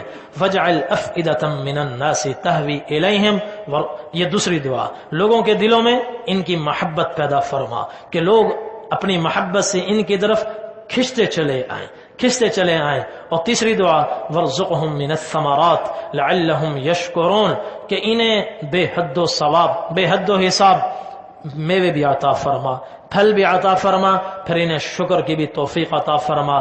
یہ 4 بڑی دعائیں ابراہیم علیہ السلام کی مکہ والوں کے لیے ہیں، اس کی دگنی نبی کریم صلی اللہ علیہ وسلم نے مدینہ طیبہ کے لیے آپ صلی اللہ علیہ وسلم نے یہ دعائیں کی ہیں۔ اور ایک روایت میں حضور صلی اللہ علیہ وسلم نے ارشاد فرمایا، آپ نے فرمایا یفتح الیمن، ایک وقت آئے گا یمن فتح ہوگا، فیاتی قوم یبسون، تو جذباتی لوگ اپنے کجاوے کسیں گے اور اپنا گھر بار بیچیں گے اور وہ پیسے جمع کریں گے اور بھاگیں گے یمن کی طرف۔ وَيَتَحَمَّلُونَ بِأَهْلِهِمْ وَمَنْ أَطَاعَهُمْ، اور لوگوں سے بھی کہیں گے، دوستوں سے بھی کہیں گے، بیوی بچوں سے بھی کہیں گے هَلُمُّ إِلَى الرَّخَاء، یہاں کیا ہے سوائے بھوک کے، چلو یمن چلو، وہاں کی منڈیاں بڑی تیز ہیں، وہاں کاروباری ذرائع بہت زیادہ ہیں۔ حضور نے فرمایا ان جانے والوں کو میرا پیغام پہنچاؤ، وَالْمَدِينَةُ خَيْرٌ لَهُمْ لَوْ كَانُوا يَعْلَمُونَ، مت مدینہ چھوڑ کے جاؤ، یہاں رہنا یمن کی منڈیوں میں رہنے سے پیسہ کمانے سے کہیں بہتر ہے. یہاں فقر میں رہو، وہاں تمہارے پاس کروڑوں جمع ہو جائیں، یہاں رہنا پھر بھی اس کے مقابلے میں بہتر ہے. پھر فرمایا ثم یفتح الشام، پھر شام فتح ہوگا. فیأتی قوم یبسون، لوگ دوڑیں گے بھاگیں گے.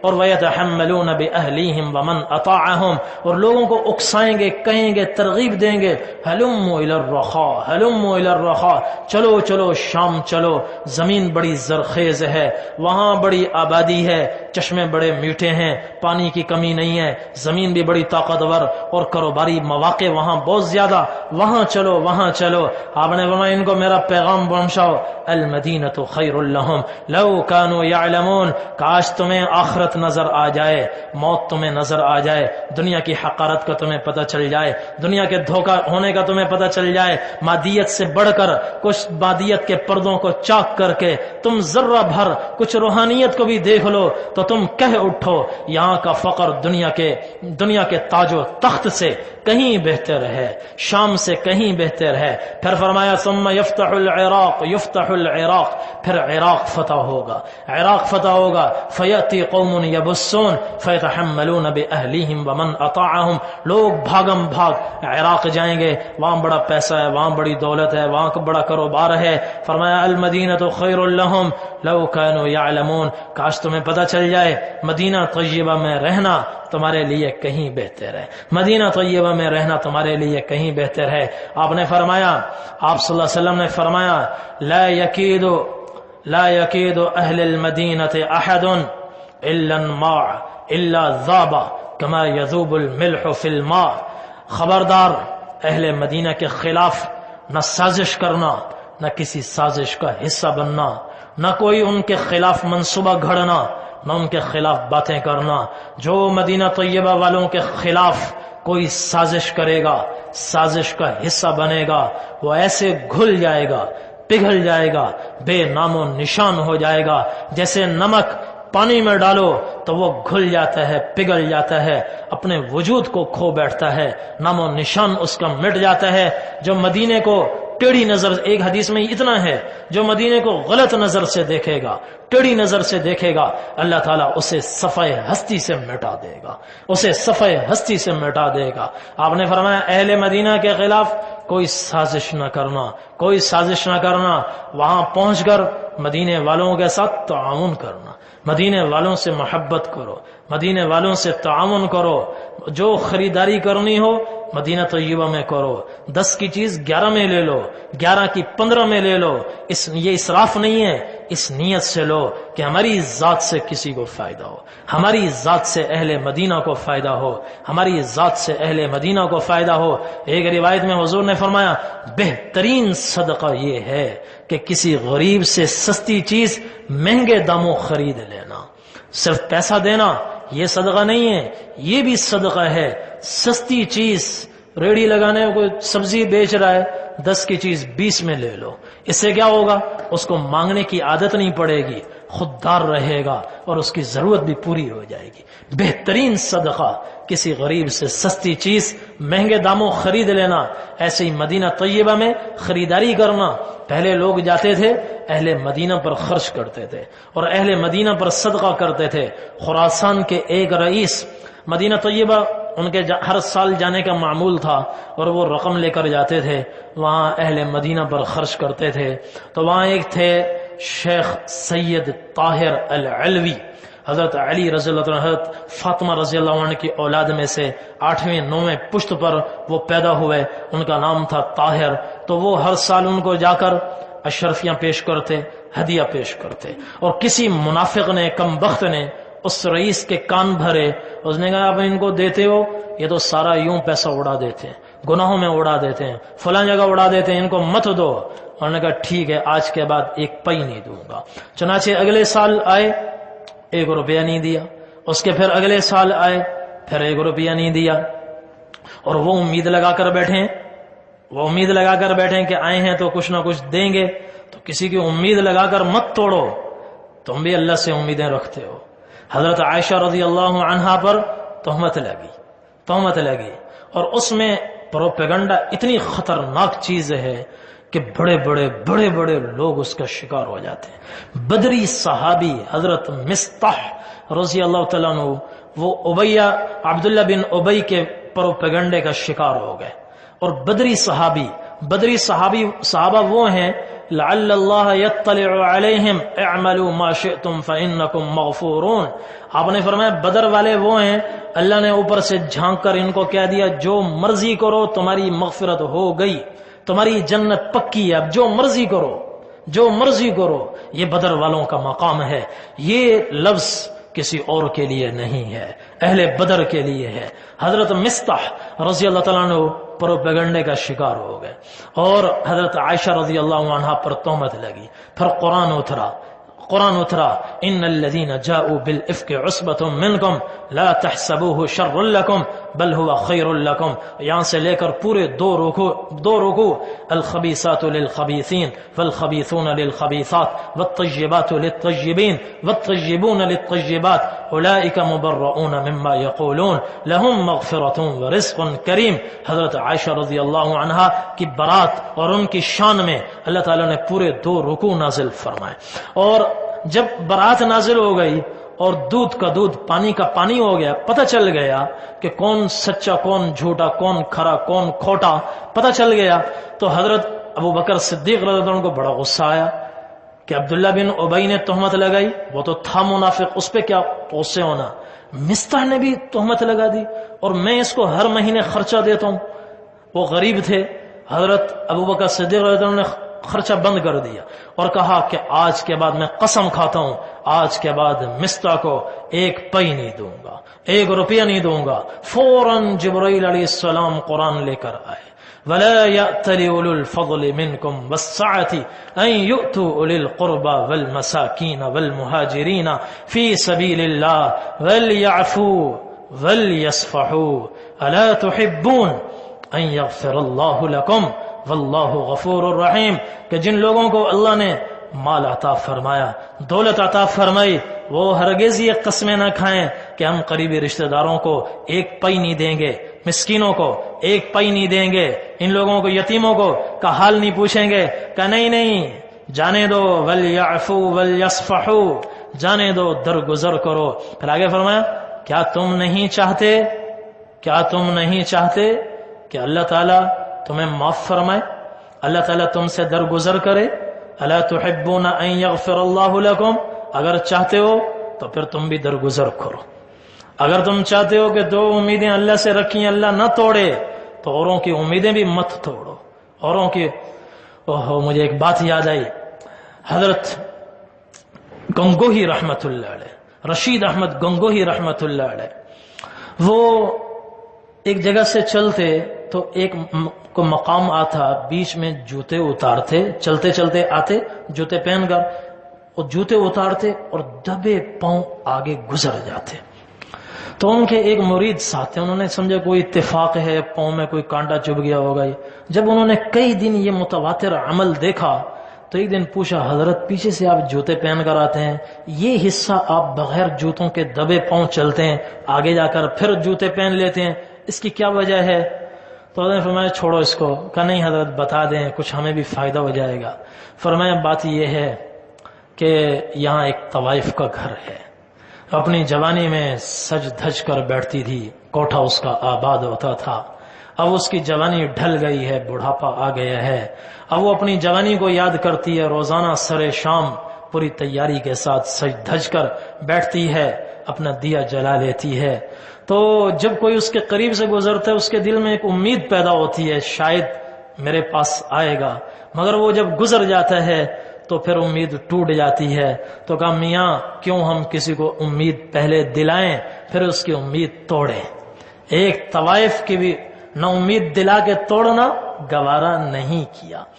تو کسی نے اس کے کان بھرے کہ تم ان کو دیتے ہو اور یہ تو یوں اڑا دیتے ہیں، عیاشی کرتے ہیں، اور ہماری زبان میں جس کو کہتے ہیں کہ کوئی کمائی نہیں ہے، کوئی کام نہیں ہے، ہڈ حرام ہو گئے۔ تو اس نے کہا یہ 1 پئی نہیں دوں گا۔ 2 سال گزرے، 1 پئی نہیں دی، اور 3 سال آنے والا تھا، تیسرا سال جب آنے والا تھا، حضور پاک صلی اللہ علیہ وسلم کے خواب میں زیارت ہوئی۔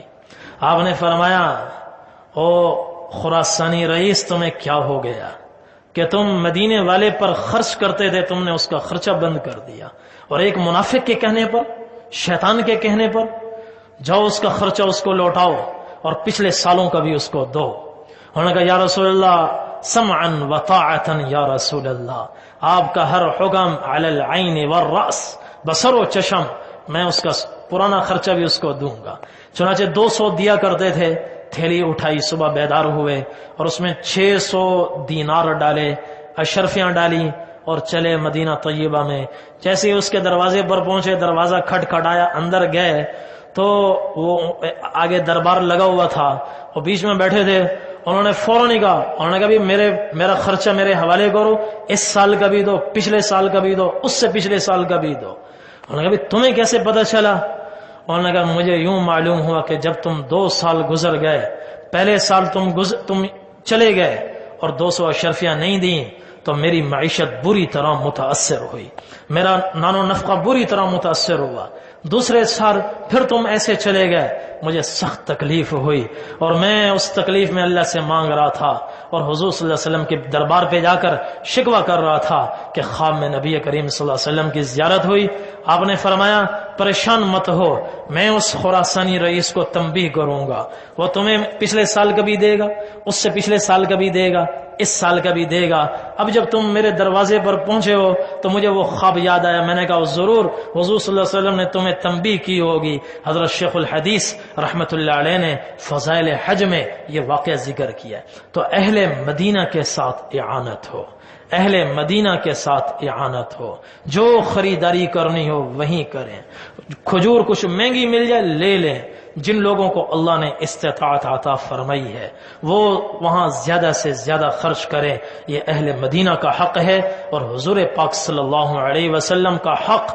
اللہ تعالیٰ قرآن میں فرماتے ہیں النبی اولا بالمؤمنین من انفسہم وازواجہ امہاتہم، اے ایمان والو نبی کا حق تم پر تمہارے باپ سے بھی زیادہ ہے، تمہاری ماں سے بھی زیادہ ہے، خاندان سے بھی زیادہ ہے، کنبے قبیلے سے بھی زیادہ ہے، تمام انسانوں سے نبی کا حق تم پر زیادہ ہے، ہر ایک سے زیادہ ہے۔ لہذا حضور پاک صلی اللہ علیہ وسلم کے حق، آپ کے حقوق کا کی نسبت سے اہل مدینہ کا بھی ہمارے اوپر حق ہے، اہل مدینہ کا بھی حق ہے کہ ان کے ساتھ تعاون ہو، ان کے ساتھ تعاون ہو۔ یہ مدینہ طیبہ کے چند فضائل ہیں۔ مکہ مکرمہ سے جب مدینہ طیبہ کی طرف روانہ ہوں، مدینہ طیبہ کی طرف روانہ ہوں تو پورا سفر درود میں گزرے اور مدینے کے شوق میں گزرے۔ حدیث میں ہے لما قدم من سفر، جب حضور صلی اللہ علیہ وسلم سفر سے تشریف لاتے فنظر الى جدران المدینہ، آپ صلی اللہ علیہ وسلم کو مدینہ طیبہ کے در و دیوار نظر آتے، اوضع راحلتہ، آپ اپنی سواری تیز کر دیتے، فإن كان على دابة حركها لحبها، مدینے کی محبت میں بے تاب ہو کر آپ کبھی لگام ڈھیلی چھوڑتے، کبھی کھینچ لیتے اور کبھی ڈھیلا چھوڑتے، اس کو تیز دوڑاتے، کبھی ایڑ لگاتے۔ مدینے کی محبت آپ کو بے قرار کر دیتی۔ چھوٹا بچہ ہو 1 سال کا، جب وہ چلنے کے قریب ہو تو وہ جب وہ چل رہا ہو تو ماں اس کو وہاں چھوڑتی ہے، وہ کھڑا ہوتا ہے، ماں کی طرف بڑھتا ہے، یوں کبھی دائیں ہوتا ہے کبھی بائیں ہوتا ہے، کشتی جیسے ڈولتی ہے ایسے وہ ڈاواں ڈول ہوتا ہے اور آہستہ آہستہ چل رہا ہوتا ہے۔ جیسے ہی ماں کے قریب ہوتا ہے چھوٹا سا بچہ، وہ بڑی تیزی سے چلتا ہے اور کبھی اس تیزی میں گر بھی جاتا ہے۔ تو آپ صلی اللہ علیہ وسلم جب باہر سے تشریف لاتے عام رفتار سے چلتے ہوئے آتے، جیسے ہی مدینہ طیبہ پر آپ کی نظر ہوتی تو آپ کا شوق بڑھ جاتا، آپ بے قرار ہو جاتے، سواری کو ایڑ لگاتے اور سواری کو تیز دوڑاتے، مدینہ طیبہ کی طرف آپ روانہ ہوتے۔ تو ایسے ہی پورا سفر، مدینہ طیبہ کا سفر درود میں ہو، درود و سلام پڑھتے ہوئے آپ صلی اللہ علیہ وسلم پر درود و سلام پڑھتے ہوئے سفر ہو۔ اور جب مدینہ طیبہ قریب آئے اور اس کے در و دیوار نظر آئیں تو اپنی آنکھیں کھلی کریں اور گردن اوپر اٹھائیں اور اٹھ کر مدینہ طیبہ کو دیکھیں۔ اپنا شوق بڑھنا چاہیے، کسی سے بات چیت کر رہے ہوں موقوف کر دیں، موقوف کر دیں اور بس دل میں حضور پاک صلی اللہ علیہ وسلم کے احسانات کو لے آئیں کہ امت پر آپ کے احسانات کتنے ہیں. امت کے لیے محسن اعظم حضور پاک صلی اللہ علیہ وسلم ہیں. مدینہ طیبہ کی محبت دل میں ہو. چلتے چلتے جبل احد نظر آئے گا. محبت کی نگاہ سے جبل احد دیکھیں. حضور نے فرمایا احد جبل یحبنا ونحبہ، یہ پہاڑ ہم سے محبت کرتا ہے، ہم اس سے محبت کرتے ہیں. اتنا شعور اللہ نے پہاڑوں کو بھی، مدینے کے پہاڑوں کو بھی عطا فرمایا کہ وہ بھی حضور صلی اللہ علیہ وسلم سے محبت کرتے، آپ اس سے محبت فرماتے. آپ کو مدینہ طیب جبل احد کے پہاڑ سے بھی آپ کو محبت تھی. تو محبت کے ساتھ مدینہ طیبہ میں داخل ہوں. بہتر یہ ہے کہ پہلے سے خوشبو کا انتظام کر کے چلے. یہیں سے جو جوڑے لے کر جا رہے ہیں ایک نیا جوڑا سلوائیں اور وہ خاص مدینے کے لیے رکھیں، اس کو دھلوا لیں، پریس کروا لیں اور اس کو مدینہ طیبہ کے لیے رکھیں. یہاں سے ڈائریکٹ فلائٹ ہو تو ہوٹل میں پہنچ کر غسل کریں اور وہ جوڑا پہنیں. اور مدینہ اگر ڈائریکٹ فلائٹ مکہ کی ہو، مکہ سے آپ کو مدینہ آنا ہو تو وہ جوڑا ساتھ لے لیں جو آپ نے خاص مدینے کے لیے رکھا ہے. تو مدینہ طیبہ پہنچ کر ہوٹل میں پہنچیں گے، وہاں اپنا سامان رکھیں، اطمینان سے، جلد بازی نہ کریں. ایک وفد عبد القیس وہ آیا تھا نجران سے آیا. وہ 40 افراد پر کوئی تقریباً مشتمل تھا. تو وہ جب پہنچے تو ان کے سردار کا لقب تھا اشج عبد القیس، سردار بھی ساتھ تھے. مدینہ طیبہ میں پہنچے تو لوگ بے تاب ہو گئے، سواریاں چھوڑ دیں اور بھاگ سیدھا مسجد نبوی میں آپ صلی اللہ علیہ وسلم کے بعد آپ نے ان کا بڑے اچھے طریقے سے استقبال فرمایا. آپ نے کہا من القوم او قال من الوفد، یہ کون سا وفد ہے، کون سی قوم ہے؟ محبت کا جملہ. انہوں نے کہا جی یہ وفد عبد القیس ہے.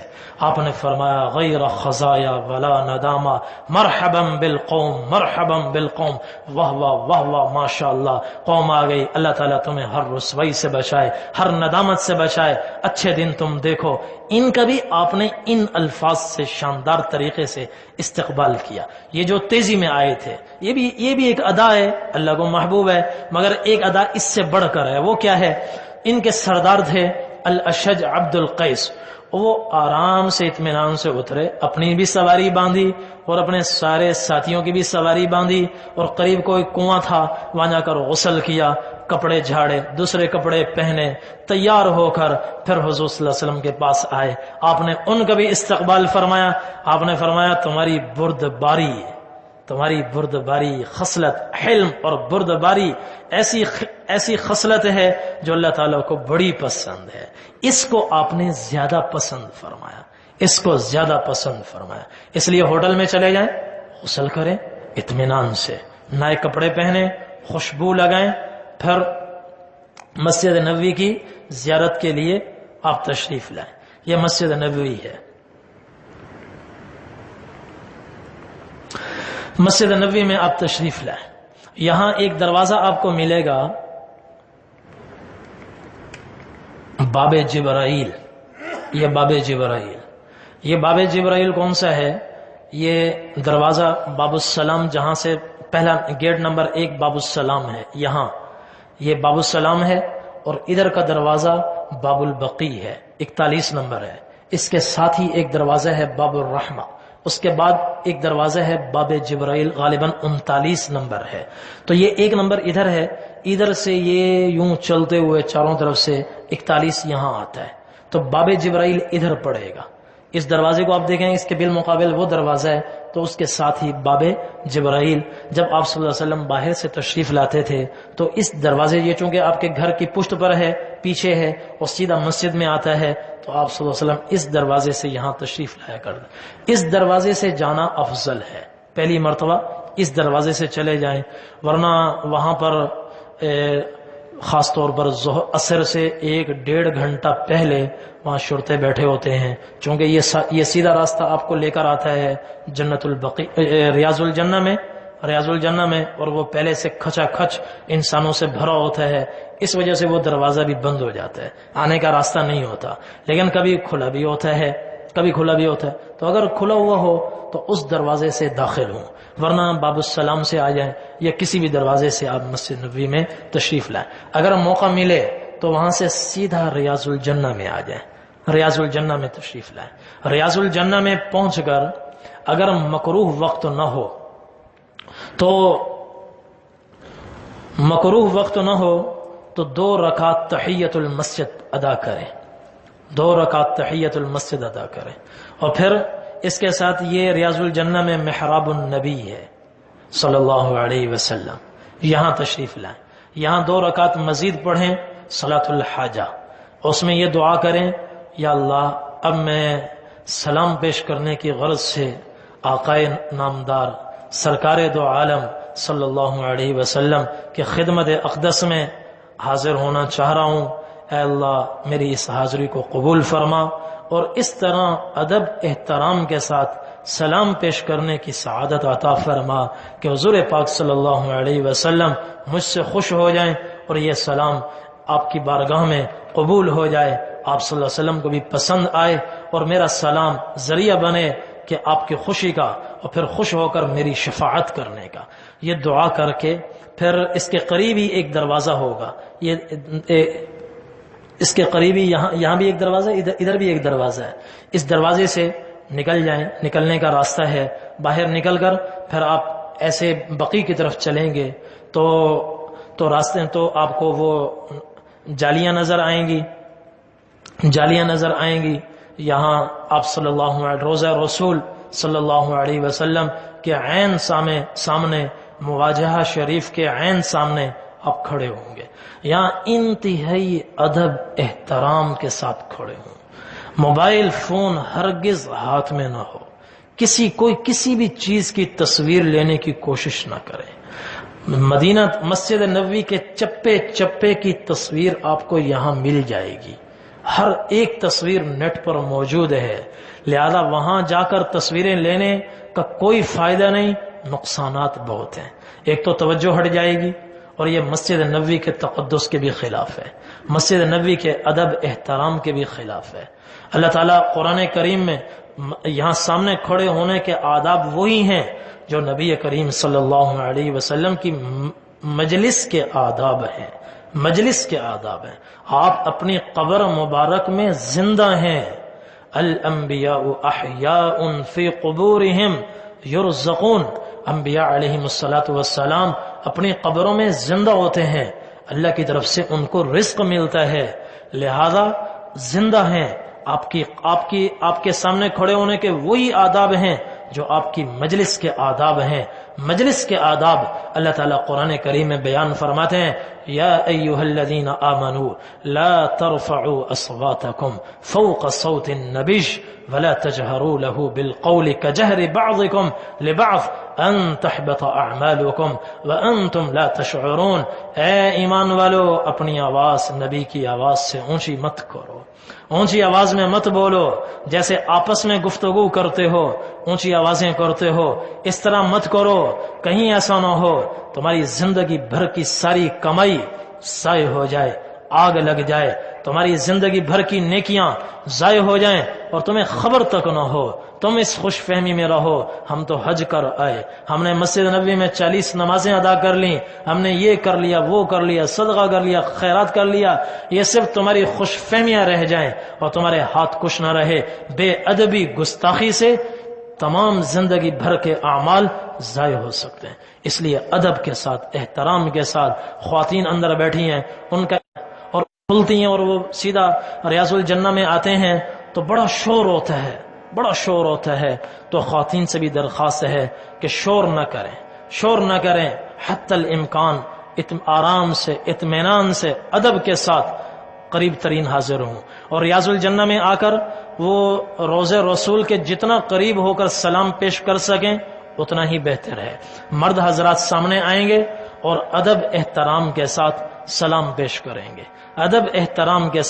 پیش کریں گے، اور الصلاۃ والسلام علیک یا رسول اللہ، الصلاۃ والسلام علیک یا نبی اللہ، الصلاۃ والسلام علیک یا حبیب اللہ، الصلاۃ والسلام علیک یا صاحب الشفاعہ یا صاحب الحوض یا ایھا المزمل یا ایھا المدثر یا صاحب المعجزات، یوں ایک ایک آپ کا نام لے کر سلام پیش کرتے جائیں، درود بھی پیش کرتے جائیں۔ یہاں درود پیش کرنے کی سب سے بڑی فضیلت یہ ہے، حضور نے فرمایا من صلی عند قبری سمعتہ ومن صلی علی من بعید ابلغتہ، کہ جو آدمی میری قبر کے سامنے کھڑے ہو کر درود پڑھتا ہے اس کے اپنے الفاظ میں اس کا درود سنتا ہوں۔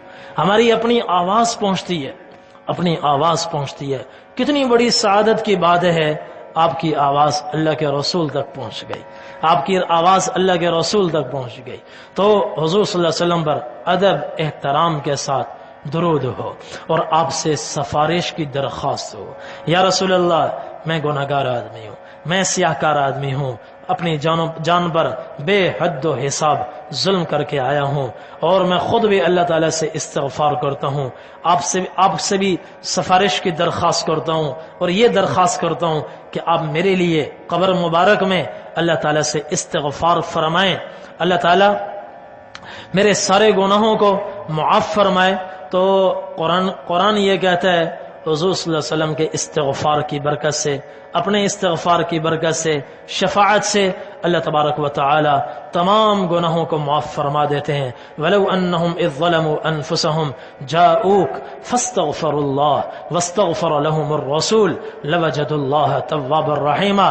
لوگ اگر اپنی جانوں پر ظلم کریں اور پھر اللہ سے توبہ کریں، استغفار کریں اور آپ کے در پر آئیں، آپ کے در پر آئیں، جاؤک، آپ کے در پر آئیں، یہ آیت بتاتی ہے حضور کے روزے پر حاضری دو، حضور کے روزے پر حاضری دو۔ حضور صلی اللہ علیہ وسلم کے زمانے سے لے کر آج تک چند لوگوں کو چھوڑ کر سب کا یہ عقیدہ رہا ہے کہ آپ صلی اللہ علیہ وسلم کے روزے رسول پر حاضری دینا نہ صرف نیکی ہے بلکہ بہت بڑی نیکی ہے، نہ صرف اللہ کی قربت کا ذریعہ ہے بلکہ اللہ تعالیٰ کی قربت کا ایک بہت بڑا ذریعہ ہے، بہت بڑا ذریعہ ہے۔ چونکہ قرآن کی یہ آیت کہتی ہے وَلَوْ أَنَّهُمْ إِذ ظَّلَمُوا أَنفُسَهُمْ، کہ اگر لوگ اپنی جانوں پر ظلم کر لیں، جیسے میں اپنی جان پر ظلم کر چکا ہوں اور اپنا جسم گناہوں سے داغ کر چکا ہوں۔ آگے فرما دیں جاؤک، آپ کے پاس آئیں، آپ کے پاس آئیں، کیا مطلب؟ جب تک آپ زندہ ہیں آپ کے پاس آئیں، اور جب آپ تہے خاک ہوں، قبر مبارک میں ہوں، تو آپ کی قبر پر آئیں، آپ کے پاس آئیں۔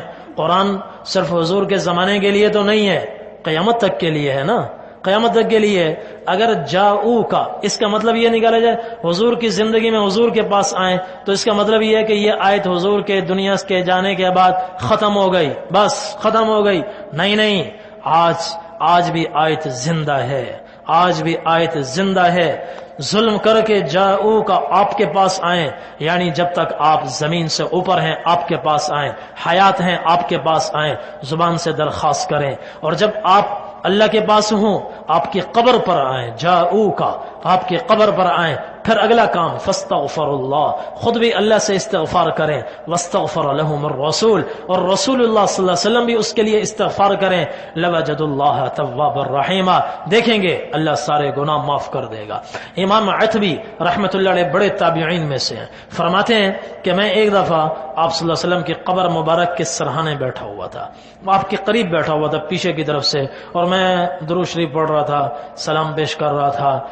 میں اس وقت وہ دیوار نہیں تھی جو حضرت عمر بن عبدالعزیز کی طرف کے دور میں بنی قبر مبارک کے چاروں طرف، پھر اس کے بعد اندر کوئی نہیں گیا، جو بھی گیا ہے اس دیوار تک گیا ہے، تو پہلے سیدھا قبر مبارک پر بھی جا سکتے تھے۔ تو وہ بیٹھے ہوئے تھے قبر مبارک کے پاس، درود و سلام پڑھ رہے تھے۔ فرمایا میں نے دیکھا اتنے میں ایک آدمی ادھر سے آیا، باب السلام سے داخل ہوا اور سیدھا قبر مبارک پر آیا، پاؤں کی طرف کھڑا ہوا، اور اس نے آ کر کہا، اس نے سلام پیش کیا، درود پیش کیا، الصلاۃ والسلام علیک یا خیر الرسل یا خاتم النبیین، اللہ یقول، اللہ کے رسول میں نے اللہ تعالیٰ کو قرآن میں یہ کہتے ہوئے سنا ہے، وَلَوْ أَنَّهُمْ إِذ ظَّلَمُوا أَنفُسَهُمْ جَاءُوكَ فَاسْتَغْفَرُوا اللَّهَ وَاسْتَغْفَرَ لَهُمُ الرَّسُولُ لَوَجَدُوا اللَّهَ تَوَّابًا رَحِيمًا۔ پھر یہ آیت کا حوالہ دے کر کہا، یا رسول اللہ میں بھی گناہ کر کے آیا ہوں، دامن سیاہ کر کے آیا ہوں، تن ہم داغ شد، پنبہ کجا کجا نہم، کون سا گناہ ہے جو میں نے نہیں کیا؟ ہر گناہ کر کے آیا ہوں، دامن سیاہ کر کے آیا ہوں۔ یا رسول اللہ، اس آیت کی روشنی میں بخشش کا طلبگار ہوں۔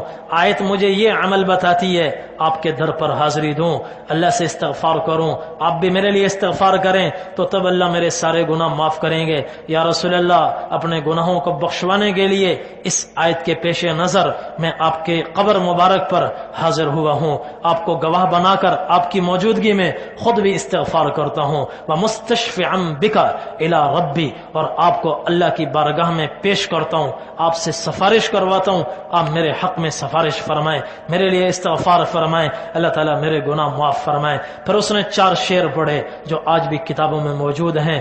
روز رسول کے یہ 2 ستون ہیں، 2 ستون، یہ ستون اور ایک یہ ستون، ان ستونوں پر بھی یہ اشعار لکھے ہیں۔ یا خیر من دفنت بالقاع اعظمه فطاب من طيبهن القاع والاكم نفس الفداء لقبر انت ساكنه فيه العفاف وفيه الجود والكرم انت الشفيع الذي ترجى شفاعته على الصراط اذا ما زلت القدم فصاحباك فلا انساهما ابدا مني السلام علیکم ما جرى القلم۔ یا رسول اللہ، اے وہ بہترین ہستی جو جب زمین کے ساتھ ملی تو زمین کے ساتھ اس کے جسم کے لگتے ہی زمین کا نیچے کا حصہ بھی معطر ہو گیا اور زمین کا اوپر کا حصہ بھی معطر ہو گیا، مہک گیا۔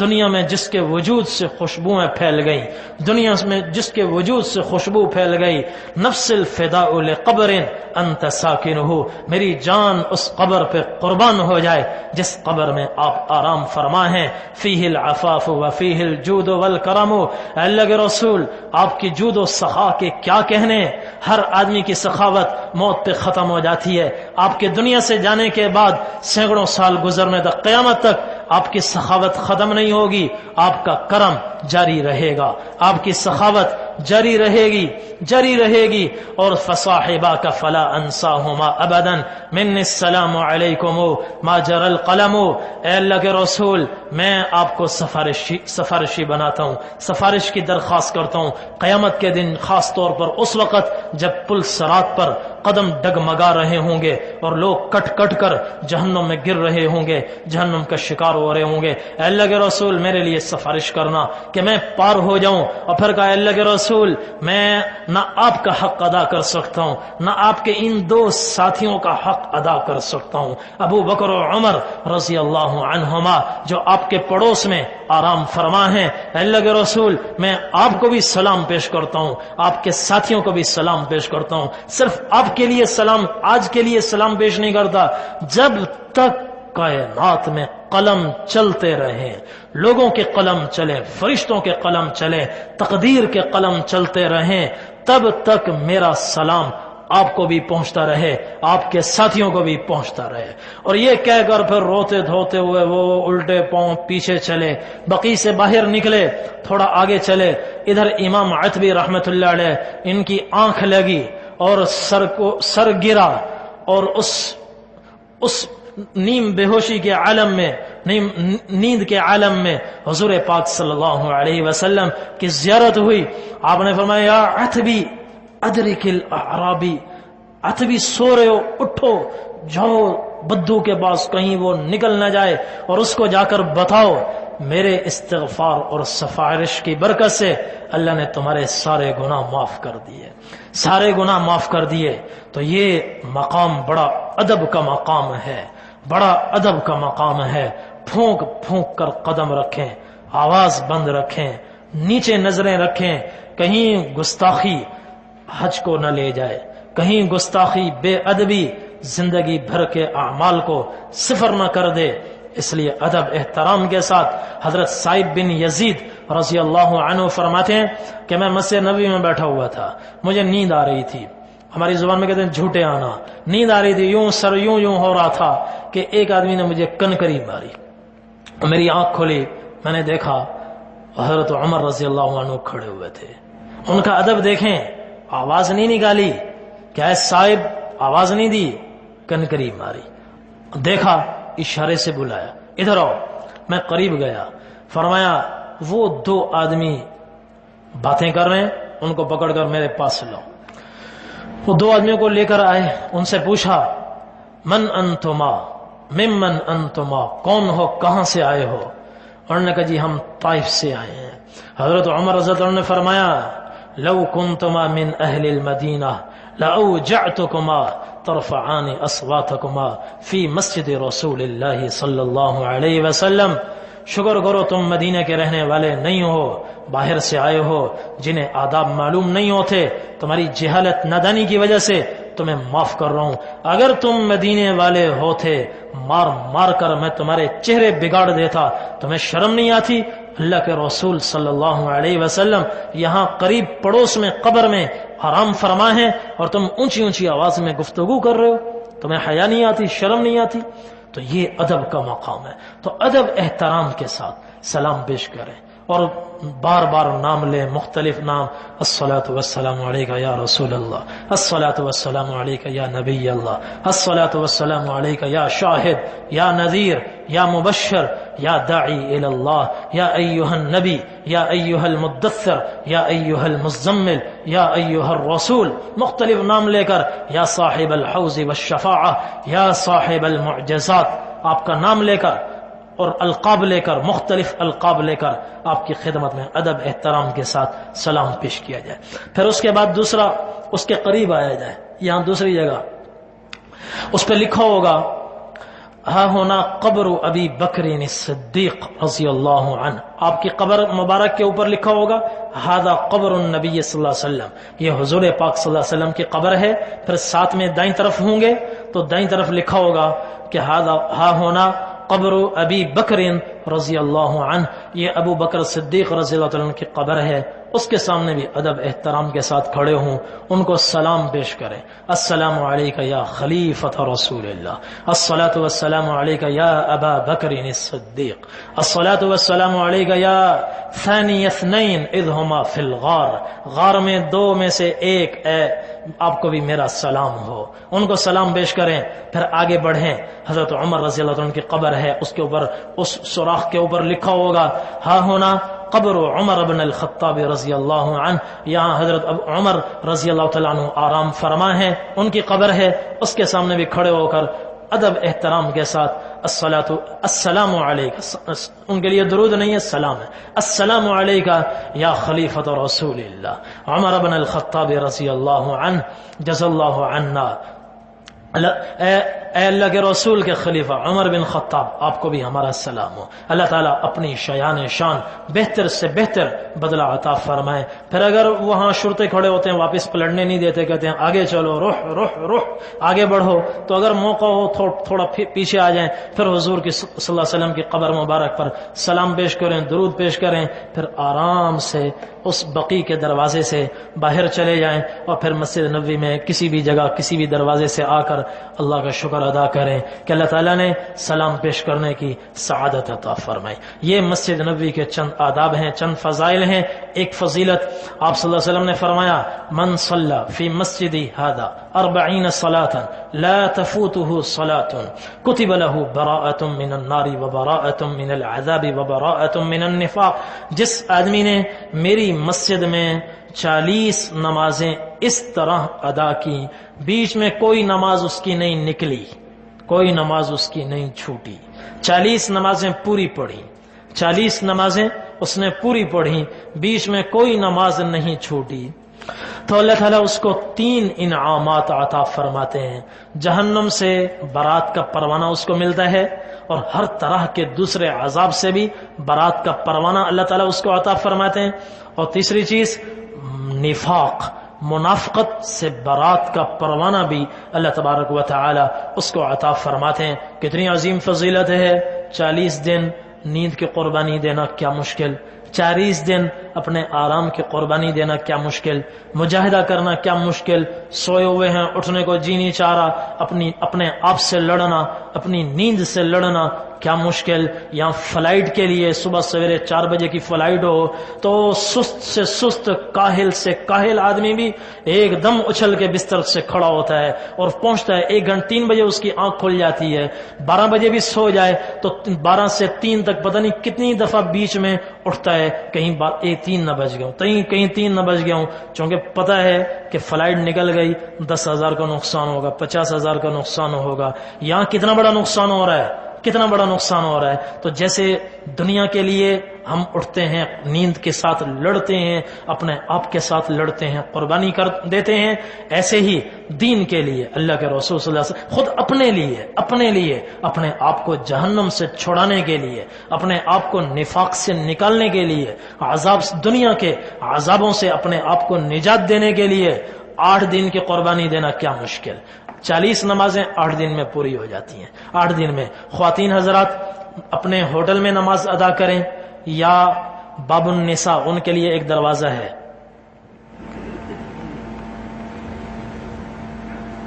یہ ایک دروازہ ہے باب النساء، کہاں گیا،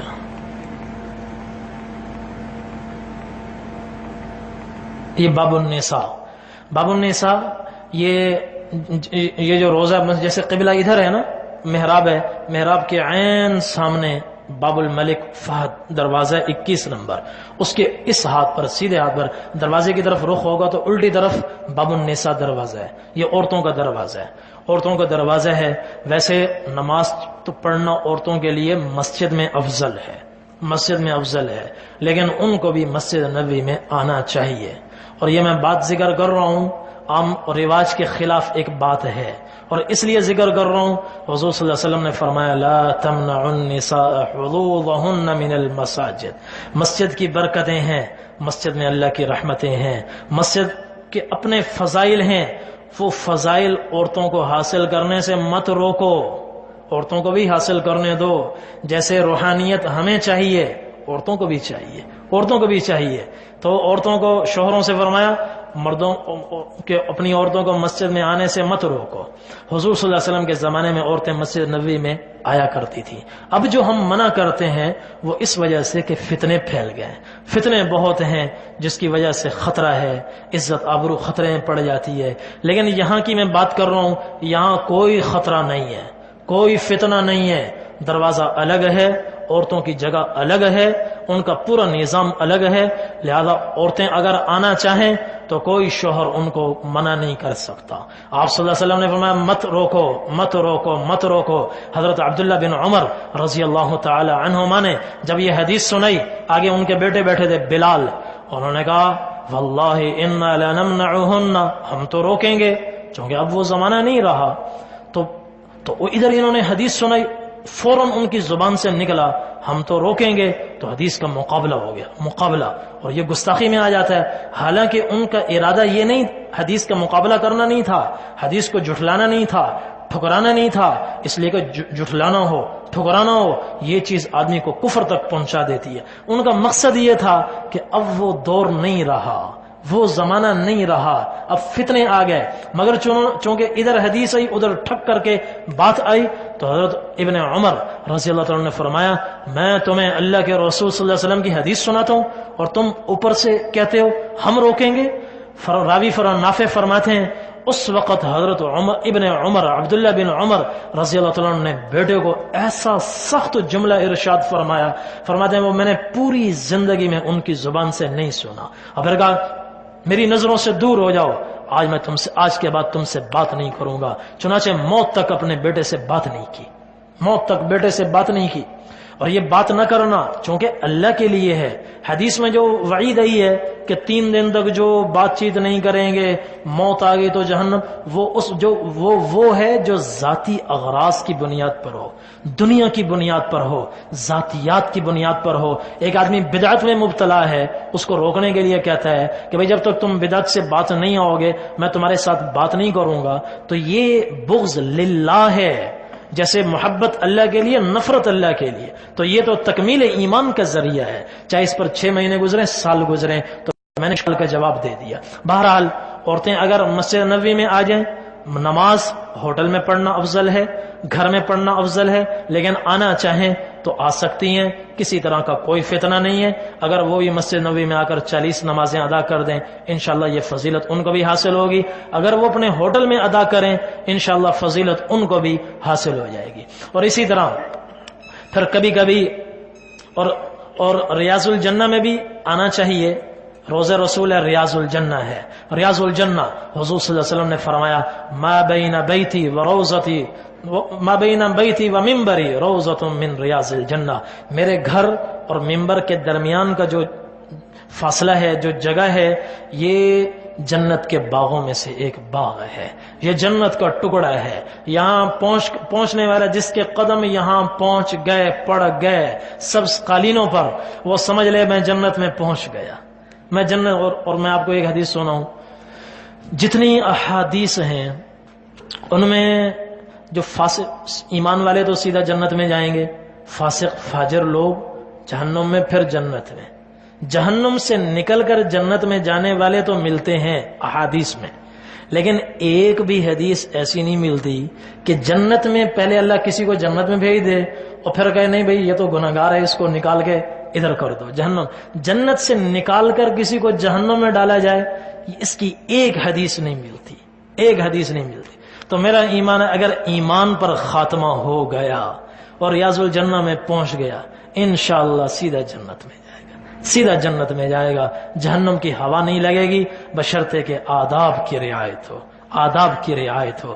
تو ریاض الجنہ میں پھر مختلف ستون ہیں جو یوں ایل کی شکل میں بنے ہوئے ہیں، منبر کے قریب ایک ستون ہے، اس کو اسطوانۃ المحلقہ کہتے ہیں اور بڑی فضیلت والا ہے، اس کو اسطوانہ حنانہ بھی کہتے ہیں۔ یہاں آپ شروع میں آپ خطبہ دیا کرتے تھے، پھر جب منبر بنا تو آپ یہاں سے یہاں تشریف لائے، تو یہاں سے جب گزرے تو یہ ستون رونے لگا تو آپ واپس آئے، کیوں روتے ہو؟ اور اس کو تسلیاں دیں، جیسے بچے کی ہچکیاں بنتی ہیں تو یوں ہچکیاں لیتے لیتے وہ خاموش ہوا، آپ نے تسلی دی، فرمایا تم اس پر راضی نہیں ہو، اللہ تمہیں جنت کا درخت بنا ہے۔ وہ خاموش ہو گیا، اس نے کہا میں راضی ہوں، زمین پھٹی اور وہ تنا اس میں غائب ہو گیا۔ یہاں ستون ہے، اس کو اسطوانہ محلقہ کہتے ہیں، اور عام طور پر حضور پاک صلی اللہ علیہ وسلم اور صحابہ کرام یہیں تشریف فرما ہوتے تھے، یہیں سے آپ کی تعلیمات ہوتی تھی، بڑی فضیلت والا ہے۔ اس کے آگے ہے اسطوانہ عائشہ، یہ وہ ستون ہے۔ ایک دفعہ آپ نے فرمایا، حضرت عائشہ آپ نے فرمایا کہ مسجد نبوی میں ایک جگہ ایسی ہے کہ وہاں اللہ تعالیٰ ہر دعائیں قبول فرماتے ہیں، وہ آدمی جنت میں چلا جاتا ہے، بڑی اس کی فضیلت ہے۔ کسی سے صحابہ میں سے کسی سے پوچھنے کی ہمت نہ ہوئی، چونکہ آپ کا روب تھا، دبدبا تھا، تو پھر حضرت عائشہ رضی اللہ عنہا سے درخواست کی گئی، انہوں نے نبی کریم صلی اللہ علیہ وسلم سے پوچھا، آپ نے جگہ کی نشاندہی فرمائی، وہاں ستون ہے، اس کو اسطوانہ عائشہ کہتے ہیں۔ اس کے بعد اسطوانہ اگلا اسی پٹی میں آگے وہ اسطوانہ التوبہ ہے، اسطوانہ ابی لبابہ ہے۔ پھر اس کے بعد یوں آگے روزہ شروع ہو جاتا ہے، روزے کی دیوار شروع ہو جاتی ہے، اسی روزے کی دیوار کے اندر 3 ستون ہیں، اور وہ یہی ستون ہیں جو آپ کو نظر آ رہے ہیں۔ سب سے آگے یہ اسطوانہ السریر ہے، یہاں اعتکاف کے دنوں میں آپ صلی اللہ علیہ وسلم کی چٹائی بچھائی آتی تھی، خیمہ یہیں لگتا تھا۔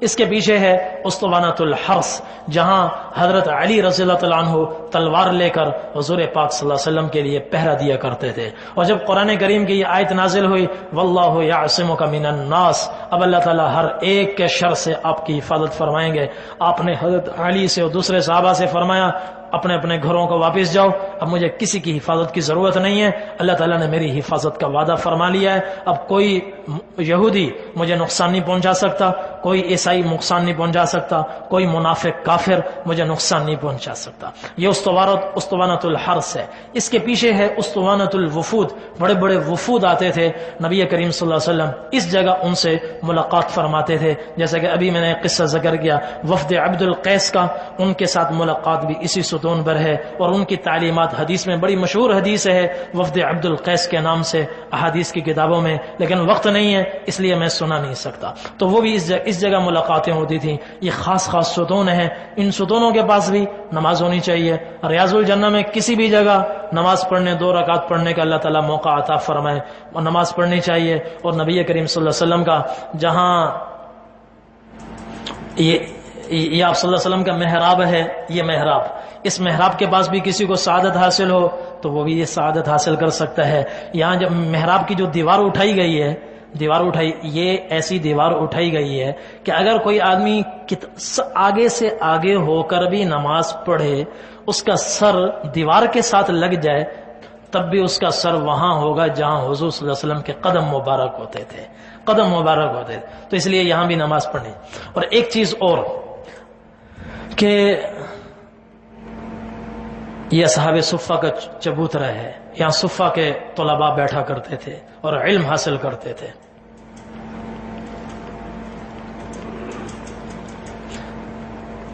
آگے پیچھے کا پتہ نہیں چلتا۔ یہ جنت البقیع ہے، جنت البقیع۔ روزانہ کسی وقت میں یہاں کی بھی حاضری ہو جائے۔ یہاں بڑے بڑے صحابہ مدفون ہیں، حضرت عثمان رضی اللہ تعالی عنہ اور ہزاروں صحابہ ہیں، 10,000 سے زائد صحابہ ہیں، دو ازواج مطہرات کے علاوہ، حضرت خدیجہ اور حضرت میمونہ رضی اللہ عنہا کے علاوہ باقی تمام ازواج مطہرات اسی میں مدفون ہیں۔ اور بڑے بڑے تابعین، تبع تابعین، اور 1400 سال کے چوٹی کے قطب، اقطاب، اولیاء، ابدال، وہ سب کے سب یہاں مدفون ہیں۔ اور جانے کے بعد اللہ تعالیٰ بڑے قدرداں ہیں، جانے کے بعد اللہ تعالیٰ ان کی زندگی بھر کی نیکیوں کے صلے میں ان کی قبر پر بھی اپنی کروڑوں رحمتیں نازل فرماتے رہتے ہیں۔ تو اتنے 10,000 سے زائد صحابہ ہیں، ازواج امت کی مائیں یہاں سوئی ہوئی ہیں، تابعین سوئے ہوئے ہیں، اور 1400 سال کا امت کا جوہر وہ یہاں سویا ہوا ہے۔ کتنی اللہ کی رحمتیں ہوں گی، کتنی رحمتیں ہوں گی۔ تو وہاں جا کر سلام پیش کرنا چاہیے۔ السلام علیکم یا اہل البقیع یغفر اللہ لکم ونحن بکم لاحقون انتم سلفنا ونحن بالاثر وانا انشاء اللہ بکم لاحقون۔ یہ قبرستان جانے کی حضور پاک صلی اللہ علیہ وسلم کی دعا تھی، یہ دعا پڑھنی چاہیے، یا کم از کم اردو میں کہہ دیں کہ آپ کو ہمارا سلام ہو، آپ کو ہمارا سلام ہو۔ اور وہاں اللہ تعالیٰ سے دعائیں کرنی چاہیے۔ بت پرستی میں مبتلا نہ ہوں، قبر پرستی میں مبتلا نہ ہوں، کسی کو چومے نہیں۔ چومنا حجر اسود کی خصوصیت ہے، اس کو چومیں۔ طواف بیت اللہ کی خصوصیت ہے، اس کے گرد چکر لگائیں، نہ کسی قبر کے گرد گھومیں، نہ اس کو ذاتی طور پر نافع سمجھیں اور زار سمجھیں۔ نفع دینے والی بھی اللہ تعالیٰ کی ذات، نقصان پہنچانے والی بھی اللہ تعالیٰ کی ذات۔ اور اسی طرح کبھی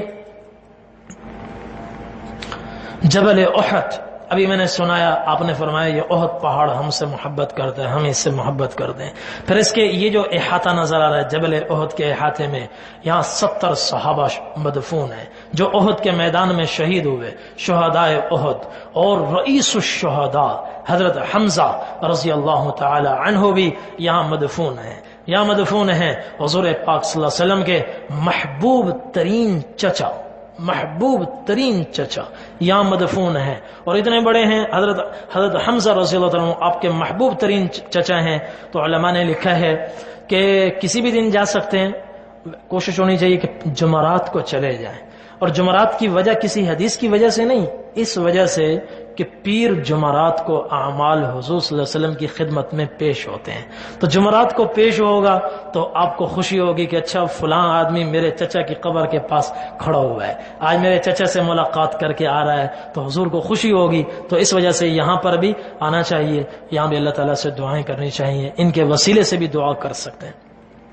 اور مسجد قباء ہے، مسجد قباء آپ صلی اللہ علیہ وسلم کا عام معمول تھا، کان رسول اللہ صلی اللہ علیہ وسلم یأتی مسجد قباء کل یوم السبت کل السبت ماشیا او راکبا۔ ہر ہفتے کو نبی کریم صلی اللہ علیہ وسلم مسجد قباء میں تشریف لاتے تھے، ہر ہفتے کو، کبھی پیدل آتے تھے اور کبھی سوار ہو کر آتے تھے۔ مسجد نبوی کے گیٹ نمبر 6 کے سامنے ایک سڑک جا رہی ہے، وہ سیدھی مسجد قباء جاتی ہے۔ تو 25 منٹ لگتے ہیں پیدل، 25۔ اور اگر کوئی گاڑی کے ذریعے سے جائے گا، اب گاڑی کے ذریعے سے جائے گا تو 5 ریال، ٹیکسی کروائے گا تو 50 ریال، پیدل جانا چاہے 25 منٹ میں انشاءاللہ مسجد قباء پہنچ جائیں گے۔ وہاں کی فضیلت کیا ہے؟ مسجد نبوی میں جب مسجد قباء میں پہنچتا ہے تو فضیلت لکھی ہوئی نظر آتی ہے کہ من تطہر فی بیتہ ثم اتى مسجد قباء فصلى فیہ رکعتین کان له کاجر العمرہ، کہ جو آدمی مسجد قباء گھر سے وضو کرے پھر مسجد قباء میں آئے، گھر میں وضو کرے مسجد قباء میں آئے، آتے ہوئے پہلے سے وضو کر کے آئے، وضو کر کے مسجد قباء پہنچے، یہاں آ کر 2 رکعت بھی نماز پڑھ لے، اللہ تبارک و تعالی اس کو عمرے کے برابر اجر و ثواب عطا فرماتے ہیں، عمرے کے برابر اجر و ثواب عطا فرماتے ہیں۔ تو یہ چند فضائل ہیں اور یہ چند آداب ہیں، اور اسی طرح روزانہ مسجد آپ صلی اللہ علیہ وسلم کے روضہ اقدس پر حاضری ہونی چاہیے، اور جب آپ کا گنبد خضرا نظر آئے اس کو دیکھ کر اپنا درود تیز کر دینا چاہیے۔ مدینہ طیبہ میں ذکر اذکار کی کثرت ہو اور ان میں درود شریف کی سب سے زیادہ کثرت ہو، کوشش کریں کہ کم از کم 70,000 مرتبہ درود شریف ہو جائے، اور اس دوران مدینہ طیبہ کی حاضری کے دوران ایام میں ایک قرآن کریم بھی ختم ہو جائے۔ اللہ تبارک و تعالی ہم سب کو توفیق عمل نصیب فرمائے۔ وآخر دعوانا الحمدللہ رب العالمین۔ کسی کو کوئی سوال ہو تو پوچھ سکتا ہے، ابھی دعا کرتے ہیں۔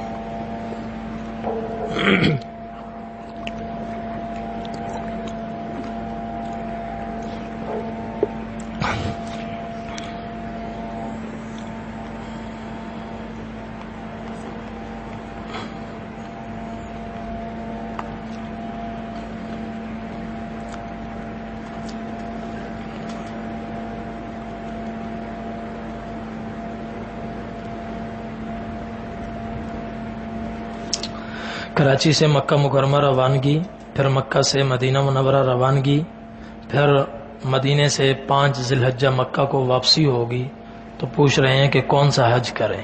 حج تمتع ہوگا، حج تمتع ہوگا۔ اس کا یہ ہے کہ یہاں سے چلتے ہوئے عمرے کا احرام باندھ لیں، عمرے کا احرام باندھ لیں، اور مکہ مکرمہ میں جا کر عمرہ کر لیں، پھر عمرے کے احرام سے حلال ہو کر طواف سعی حلق کروا کر پھر مدینہ طیبہ کو روانگی ہوگی۔ اب مدینہ سے آتے ہوئے 2 اختیار ہیں، ایک یہ کہ وہاں سے بھی دوسرے عمرے کا احرام باندھ لیں، یہ زیادہ اچھا ہے، عمرہ دوبارہ کر لیں اور پھر مکہ ہی سے حج کا احرام باندھیں، یہ زیادہ بہتر ہے۔ اور دوسرا یہ ہے کہ مدینہ طیبہ سے 5 ذی الحجہ کو واپسی ہو رہی ہے تو وہیں سے احرام باندھتے ہوئے آ جائیں، تو اب احرام 5 دن کا ہوگا، 5 دن کا ہوگا۔ زیادہ بہتر صورت پہلی ہے، چونکہ متمتع کے لیے متمتع آدمی وہ ہے جس کا عمرہ آفاقی ہو، آفاق سے ہو، گھر سے، اور حج اس کا حرم سے ہو، حج حرم سے۔